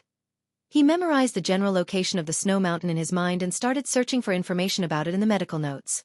With a destination in mind, it was much easier to find. Although the process of Li Ju's discovery wasn't in the notes, the description of it would occasionally appear in the notes. With all the information in the notes, Lin Yi finally found the information he was looking for. Its name was Sky Thunder Pig, and its appearance was that of a small pig. In the records, it was called Sky Thunder Pig or Treasure Pig. This was a spirit beast with a very low level, but it could continue to level up. Although it wasn't even a golden rank when it was born, it could gradually level up to golden rank, or even mystic rank, or even higher with the help of treasures. The main ability of Skybolt Pig was treasure hunting. It could find all sorts of treasures and elixirs in the vast lands and mountains. It had a very sharp sense for these kinds of things, and Li Ju had relied on Skybolt Pig to find so many elixirs in his life. Looking at these records, Lin Yi felt that this little guy was quite interesting. If it really was in Li Ju's tomb, then Lin Yi would be lucky. 2 days had passed since Lin Yi finished reading the records, and Xiaoka and Old Hay had made substantial progress as well. The two of them had finally restored the two paintings to their original state, and it could be considered as a success. Done, it's done. Xiaoka sighed in relief after putting the last piece of paper in place. Elder Yu opened his eyes as well and walked over. Lin Yi put away his medical notes and walked over as well. Lin Yi had pretty much read everything he wanted. Other than the Fushi 9 needles, Lin Yi knew everything he wanted to know. Did you find out which is the door of life and which is the door of death? Elder Yu asked hurriedly. He had been out for too long, and although he didn't show his face in the common world, he was still afraid that people would notice him. The Noble House Council wasn't a joke, and Elder Yu was very cautious about it. He wanted to get out as soon as possible and return to the hidden house Yu. I got the general idea. Xiaoka nodded. Of these two paintings, one represents the reincarnation of the soul, and the other represents escaping to the heavens. What do you mean? Elder Yu didn't understand these technical terms. It's clear. Reincarnation is for the dead, allowing the soul of the dead to reincarnate smoothly. There are similar paintings in many tombs, and escaping to the sky should be the door of life. It means that we can still get out after coming here, Xiaoka explained simply. I see, so escaping to the sky is the door of life? Which one is it, and how do we open it? Elder Yu nodded. It's the one on the left. In theory, as long as the picture on the door is the same as the one on the ground, the mechanism on the door will activate, and we'll be able to get out. Xiaoka said. But, I don't know what the order of the picture is. I think that the door of life doesn't have an order, but the door of death does. Old Hay gave his opinion. Oh, what do you mean? Elder Yu asked. Look, on the gate of death, on the painting of soul reincarnation, everyone is doing certain things in an orderly manner. They are following a prescribed order and are doing certain things step by step. Old Hay pointed at the picture on the ground and said, the other picture, Escape to Heaven, is a picture of a group of people running like a swarm of bees. There's no order to speak of. Yes. In other words, the picture on the death door already hinted that we have to follow the rules and procedures to open the stone door, but the door of life is different. As long as the picture is right, we can open it. Xiaoka nodded and looked at Old Hay approvingly. This guy wasn't useless, after all. He was still useful in critical moments. Chapter 1397. That's what I'm guessing, but I'm not sure if it'll work or not. Old Hay was hesitated. After all, he wasn't 100% sure. If he was wrong, the consequences would be dire. Then can we get out or not? Elder Yu was panicking. Can't we just try? Now, you guys need to put the life gate together. That's. Old Hay paused and smiled bitterly. Elder Yu, this puzzle has a certain degree of danger. We can't just do it recklessly, or the consequences will be dire. Dire? Elder Yu frowned but didn't get angry. Then what do? We can only test it. But, who's going to test it first? Old Hay didn't say it directly, but he looked at Elder Yu. Elder Yu was the strongest here, and of course these dangerous things should be done by him, but Elder Yu was a coward, so even if Old Hay thought that way, he didn't dare say it out loud. Elder Yu, naturally, knew what Old Hay was thinking, but he didn't seem embarrassed at all. He coughed and looked at Lin Yi. Male thief, you've already gotten so much, how can you not do something? Why don't you give me the notes and I'll go try? Sure, go try it, I'll lend you a copy after we get out, Lin Yi said after some thought. Lin Yi wouldn't give it to Elder Yu. Why would Lin Yi give it away when he already had it? According to what Elder Yu said, there were so many benefits to being a refiner, how could Lin Yi just give it away like that? Plus, Zhang Liju's notes mentioned that being a refiner was a very powerful vocation. Naturally, Lin Yi couldn't give it up. But giving Elder Yu a copy was doable, and if Elder Yu wanted to copy the notes, he'd have to give Lin Yi a copy of Zhang Liju's medical notes. The two were mutually exclusive, and if Elder Yu went back on his word, Lin Yi wouldn't get anything. I'll give it to you, why can't you give it to me? You want me to test it? Do you think I'm an idiot? Elder Yu sighed. Young thief, don't play tricks, hurry and go open the door. Why should I give it to you? Lin Yi said faintly. We agreed that you'd give it to me, but I didn't say I had to give it to you. Since you don't want it, I'll give it a try. Elder Yu sneered. Elder Yu said. Lin Yi said. Elder Yu, Elder Yu, Elder Yu, Elder Yu said. Lin Yi walked in front of the two doors and touched the puzzle piece on the life door, intending to move it. After a while, the jade on his chest didn't send out any warning signals. It seemed like it was just as Old Hay and Xiaoka had analyzed. The life door wasn't dangerous, and the puzzle pieces could be moved randomly as well. As long as the final picture matched with the one to open the door, it'd be fine. Lin, you. Looking, Lin Yi moved the life door's jigsaw puzzle a couple of times, and nothing unusual happened. There was no danger. Fu Dash, seeing how easily Lin Yi did it, everyone let out a breath of relief. Elder Hay was grateful to Lin Yi. In the tomb, if it weren't for Lin Yi, he would have been abandoned a few times. It wasn't easy for him to make it this far. And so Elder Hay praised, "You're the best, you're brave. Let's do it." Lin Yi didn't say much, turning around and leaving the door. Lin Yi wasn't good at this, and since Xiaoka and Old Hay did it, he'd leave it to them. Although there was already an example of the pattern on the ground, it was not an easy task to put the same pattern on the stone door. There were a lot of pieces, close to 100 pieces. Otherwise, Xiaoka and Old Hay wouldn't have wasted so much time. Hidden House Pai, Pai Jaka, and Pai Jishan were discussing something in a secret room. You heard it, that Air Gooden isn't a practitioner, but he used some special technique to increase his strength, and after using his strength, he's no different from a normal person? Pai Jaka asked solemnly. Yes, father. Jishan nodded. Plus, according to my observations, Gooden was weaker than a normal person after using all his strength. He was even injured, lying on the bed, unable to move. Jishan said. This person should be safe now. What do you think? Pai Jaka nodded. Father, I think that we, House Pai, have lost 3 practitioners to Lin Yi and his followers. We can't just let this go like this. Otherwise the other noble houses will think that we're weak. Jishan thought of revenge after knowing that Gooden wasn't a practitioner. Naturally we can't just let this go, but as for what other people think, what does that have to do with us? Pai Jaka waved his hand. Jishan, you're still too young and impetuous. You're a good person, but you can't escape the word, impetuous. Don't care about what other people think. So what if they laugh at us? House Pai won't lose anything. Yes, father, you're right. Jishan panicked, quickly admitting his mistake. Father, I've learned my lesson. I was too concerned about my face. Yes. Remember, if a hidden aristocratic family wants to stand tall and not fall, or even take another step forward, they must learn to be thick-skinned and black-hearted. We don't care what others think of us. The key is how we deal with them. Jaka said, although like you said, that Air Gooden might just be a normal person without any strength, using a secret art to increase his strength, but he was able to kill Jean Wudi. This is something we have to take seriously. If we had acted rashly and tried to avenge the 2 Pai masters, it would be our House Pai who died. That's the case now too. We thought that Air Gooden couldn't do it anymore, and what if he got stronger again? And that Lin Yi behind him, who knows where he came from? We can hate people like that, but we can't go and mess with them ourselves. Aren't there some impatient people? Let them take revenge for us. Chapter 1398. That's right. Hidden House Zhao and Common House Yu, don't they all have grudges with Lin Yi? Let the news out and tell them to find Lin Yi. We don't need to do anything. Just watch. Jaka said. All right, father, I'll go spread the news now. Jishan nodded. As the heir of House Pai, he was quite smart and scheming, but sometimes he was a bit impulsive.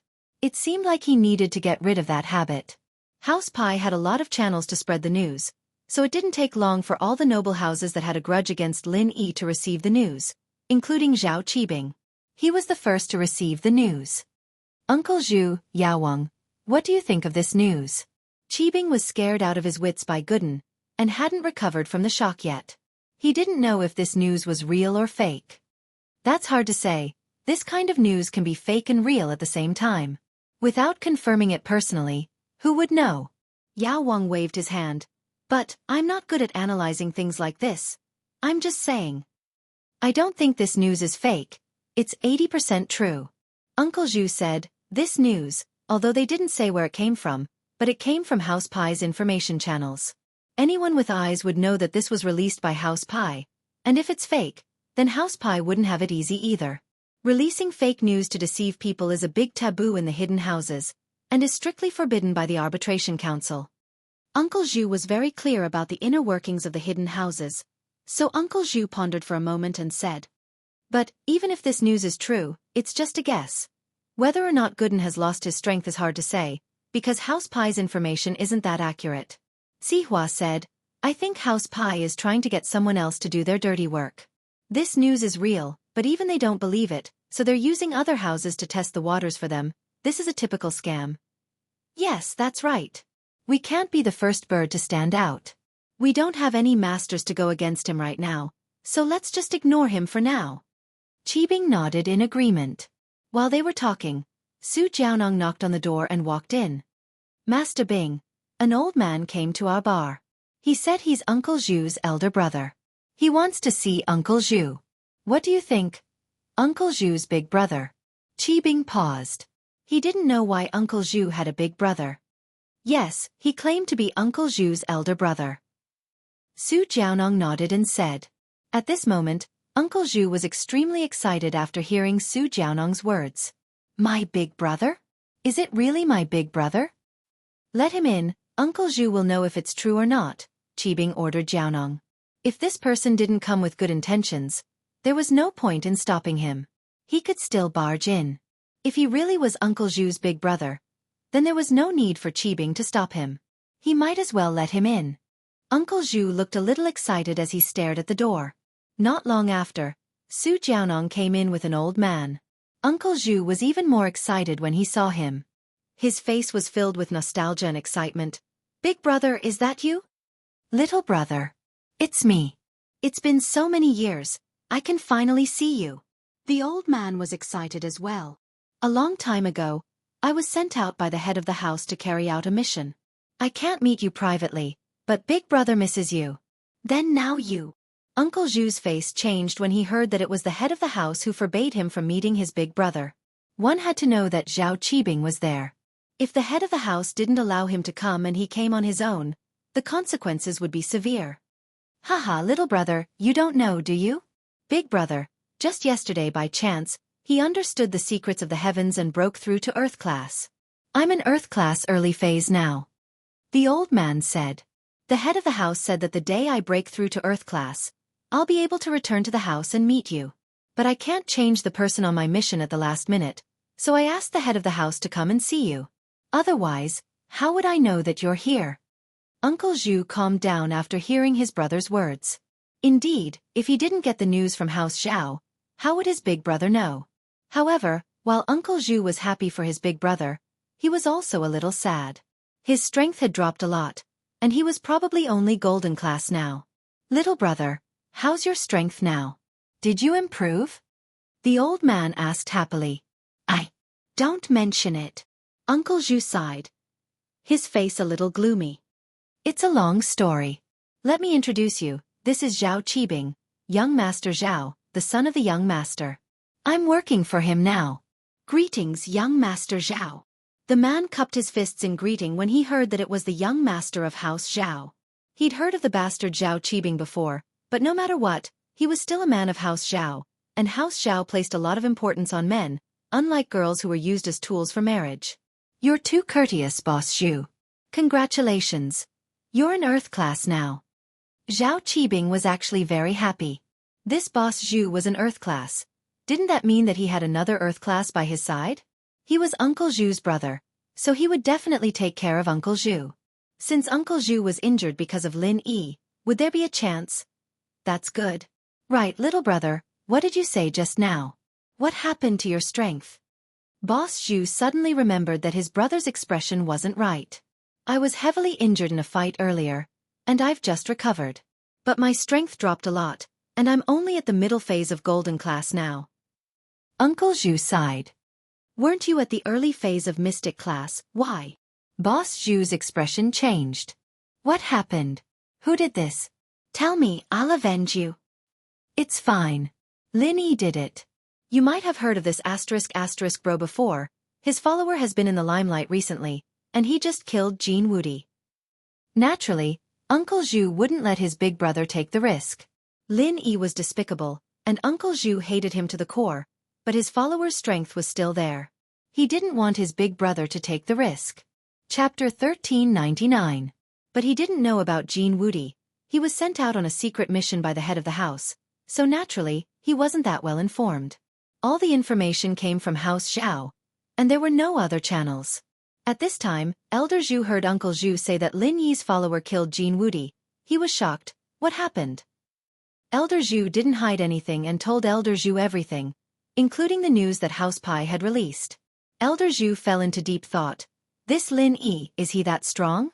That's right. This kid isn't simple, but his follower is a little weird. Should I go test him? You can't.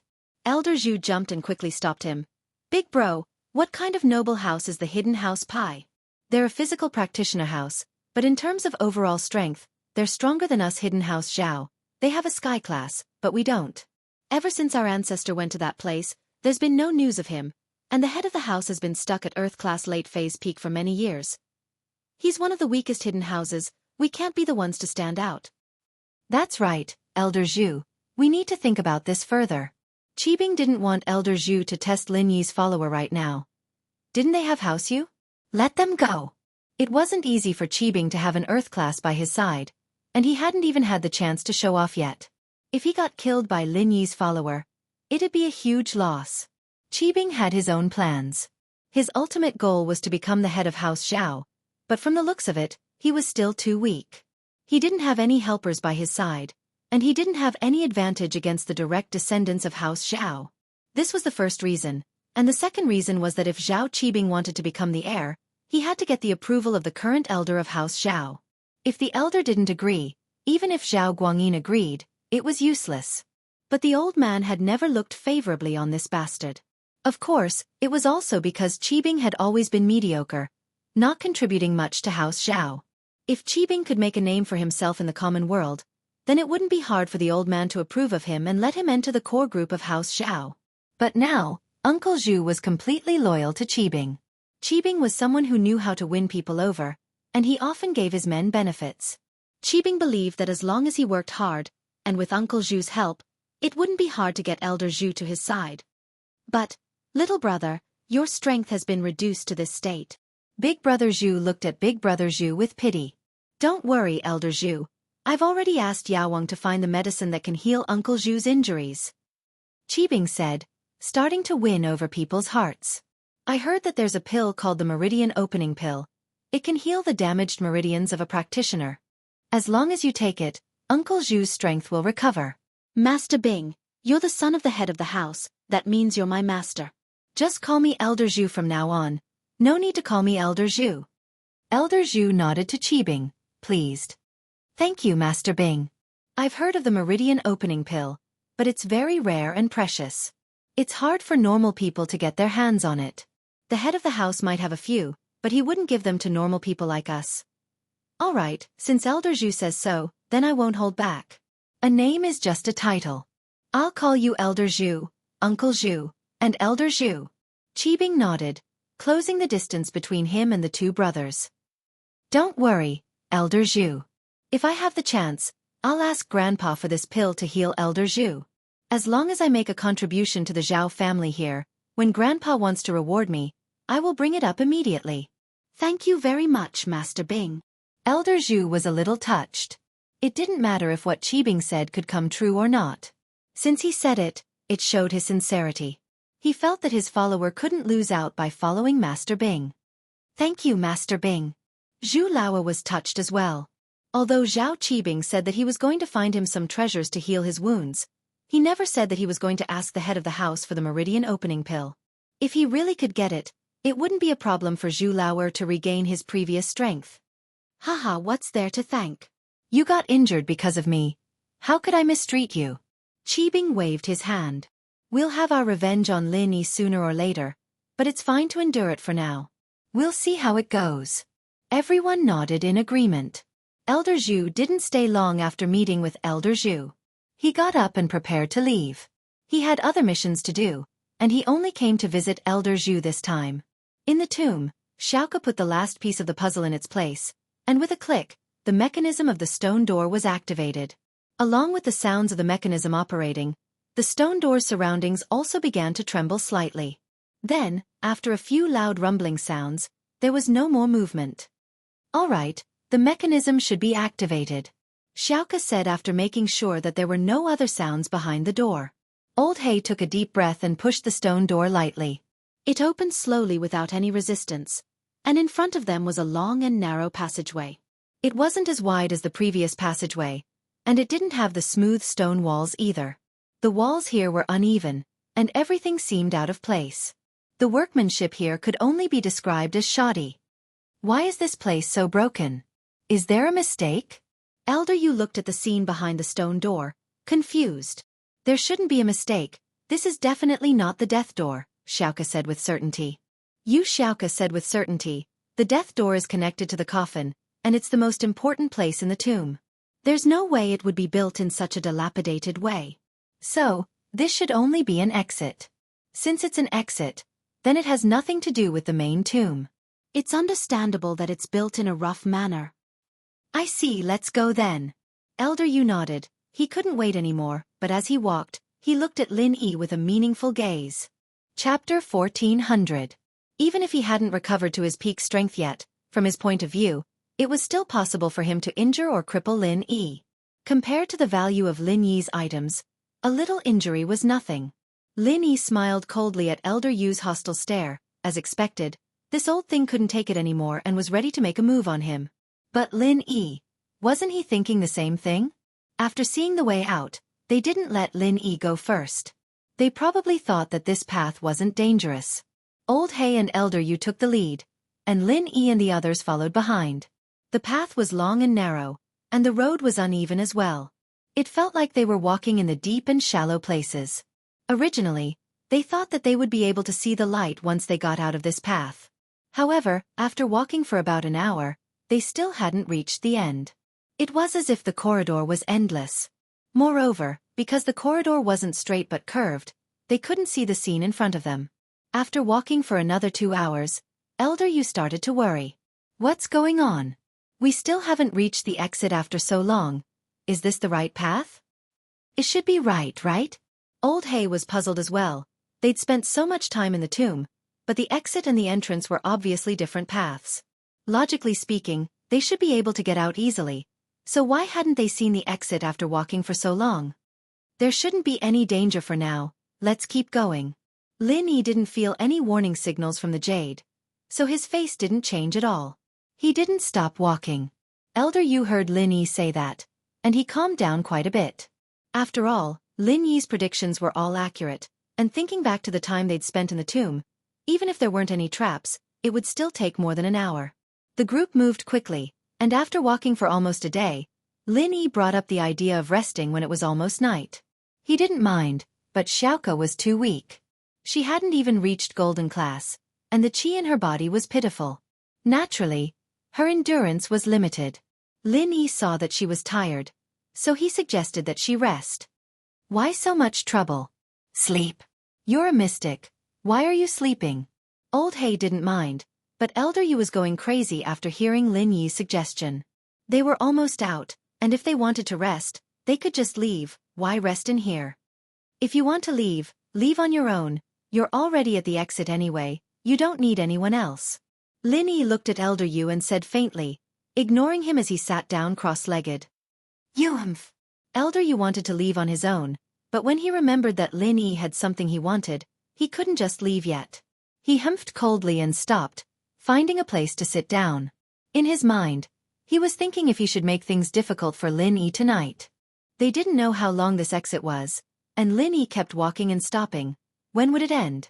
Elder Yu could tell that Lin Yi wasn't taking care of Old Hay. But Xiaoka. Elder Yu was pissed. What a pervert, protecting a pretty girl as soon as he saw one. What was this female thief thinking? Not caring at all. Lao He also let out a sigh of relief. He quickly found a place to lie down, not daring to waste any time. He had to rest as fast as he could. His stamina was the weakest here.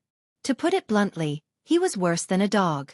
Looking at the lively General Wei Wu, Old Hay felt sorrowful. Wasn't he too weak? Xiaoka, on the other hand, used the time to rest. After a few bites of the compressed biscuits she brought with her, she fell asleep.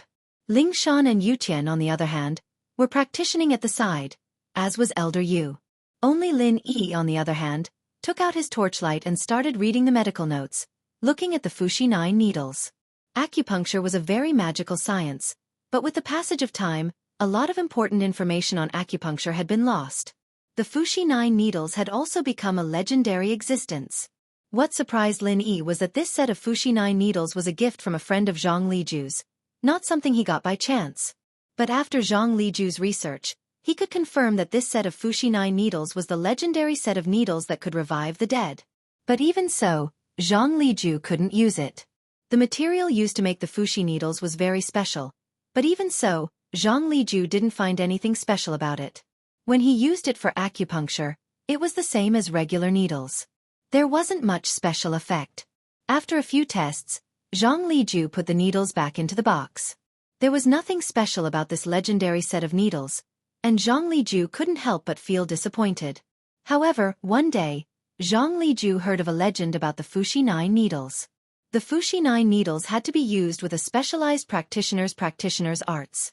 Without the practitioner's arts, the Fuxi 9 needles were no different from regular needles. Lin Yi knew that there were some acupuncture techniques that required pure qi to be used, including Lin Yi's current acupuncture technique, which required pure qi to be used. It was the old man's family heirloom, but it didn't require a special practitioner's arts. Normal qi was enough to support it, and the key lay in the acupuncture technique. On the other hand, the essence of the 9 Fuxi needles was clearly placed in the practitioner's arts. He had a treasure in his hands, but it was useless. This made Zhang Liju disappointed, and he could only keep it as a collector's item. This was also the reason why Lin Yi saw the Fuxi 9 needles in the showroom. If it was really a personal item, Zhang Liju would have placed it in the last bedroom, or in the main tomb with him, instead of putting it on the display cabinet like a decoration. From this, one could see that although Zhang Liju valued this set of Fuxi 9 needles, he didn't care about it. If Zhang Liju didn't know how to use it, then Lin Yi definitely wouldn't use it. But keeping it by his side, who knows when it might be useful? This was something Lin Yi knew very well.